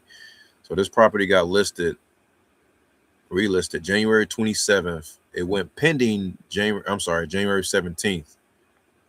Man, the shit sold freaking 12 days later, bro. They close in 12 days. When you can close land that fast, man. Whoo! Oh yeah. So what your job would be, sometimes you don't even have to see, man, oh my goodness. Looking at this tells me, okay, if I can find more 6,000 square foot lots for $40K, then I can probably make 10 to 15,000 with this guy. Selling to him for 50 to 55, right? Boom. That's it. Even maybe 30,000 because a lot of them are on there for 30,000 as well. Yeah, I mean, that's just a quick like back of the napkin way to see like, okay. So yeah, man. Columbus is jumping, bro. I need to go back out there, and I'm going to be pulling some land stuff. I'm gonna do it on my next when I fund my OPEX account. I'm gonna do that intentionally. Pull some land stuff. Oh my gosh. But yeah, man, I gotta get out of here. It's almost time to go get baby boy. And damn, I didn't eat again. I'll be on here just forgetting about eating food, man. Gotta eat, man. Eat something, bro. You're out in Texas. You got that good barbecue, man. Oh man, shout out to Eat Dirty Glove Barbecue. Those my guys, man. You can follow them on Dirty. I'm gonna look them up. Got some good barbecue, man. It's my guys from Michigan. But yeah, I'm this has been fun, man. This is we gonna get you your first deal, man. I'm gonna stick with land for you. Let's do land. Okay. Let's do land. Yeah. Because I've done both. I've done land and I've done houses, but land will be probably easier. And you're how far are you from Columbus? About 45 minutes. Well, the good thing is usually you don't have to like be there for land. For land, you don't really you can, you know what I'm saying? Like the land that I've sold, I've been over a few hundred miles away. Like haven't ever stepped foot on the property and made 20, 25, 30 grand. I don't even know why I stopped. Like I kept doing houses when land was been the biggest deals. It's crazy. Where do I find land? Do I have to stick to Zillow, or can I look up land on Redfin too? Land to lock up with the seller? Yeah. That's going to have to be usually off market. Because there's something about builders not buying stuff on well, they buy on MLS, but it's just, again, it's rare and you got to get it deep. What's MLS? The multiple listing service. So anything that's listed on Zillow, anything listed on Redfin, anything that you see publicly like for sale. How do I find something that's off market? You got to go to propwire.com. Oh, okay. Yep, propwire.com and pull, like I said here. Okay. These filters. Screenshot these filters. And and then once I get the land, Well, first call the builders and then get the land under contract that they're looking for, specifications, and then just send it to the title company that likes wholesalers, and then get my first contract assignment fee. Yep. Who pays closing costs? The buyer, Yep. Buyer pays all closing costs. including the title Yep. transfer. All that stuff. Oh, okay, good. So I don't have to worry about the closing costs. Yeah, all of that stuff gets passed on to the buyer. Yes, sirski. But yeah, let me I hope I was sharing the audio on here. Yeah, I think I was. Okay, perfect. Are you gonna get on tomorrow to give me some of that list to call those people? Yeah. Tomorrow is Friday. Yeah. So I'll get on and I'll probably send you a few of those. But again, though, those are houses. So I might have to go back and pull you some land, some of that Columbus land. That Columbus land looks promising, man. I like to see that, because a lot of Columbus, it's a lot of wholesale activity in Columbus. But when you talk about land, it's probably not as much. Like so you're telling me if I get land under contract, then it's highly likely that I'm going to be able to sell it to an investor at the right number for sure. Because there's so many builders and land buyers out there. It's crazy. Bro, I would be happy with even making 1,000. If I just make 1,000 or 2,000, I'm happy. You'll make more than that. That'd be awesome too. Yeah, you should make more than that. Especially if we JV on something, they're definitely going to make more than that. I'll be sure of that. But yeah, let's get it cracking, man. I got to get out of here. Definitely appreciate you as always. I'll work on trimming down this list and or restructuring the list, because we got to get some land. And then I'm sure if I go on PropWire and pull up some land, it's going to be a bunch of them that we can pull and then skip trace and call out on. And then there's a script for land. It's not, the script is almost the same. It's just figuring out if they want to sell it, how soon they want to sell it, why they want to sell it, how much they want to sell it for, the 4 pillars, right? So, but we'll get to all that for sure. Okay. All right, man. I'll see you tomorrow then. Sounds good. Appreciate you, man. Have a good one. Peace. You too. All right, y'all. Well, that was the show. I appreciate y'all tuning in. Whoever's watching, thank y'all for coming out. God bless you. Good night. On Simmons-ish. No, I love y'all. Dare y'all do something about it. Peace.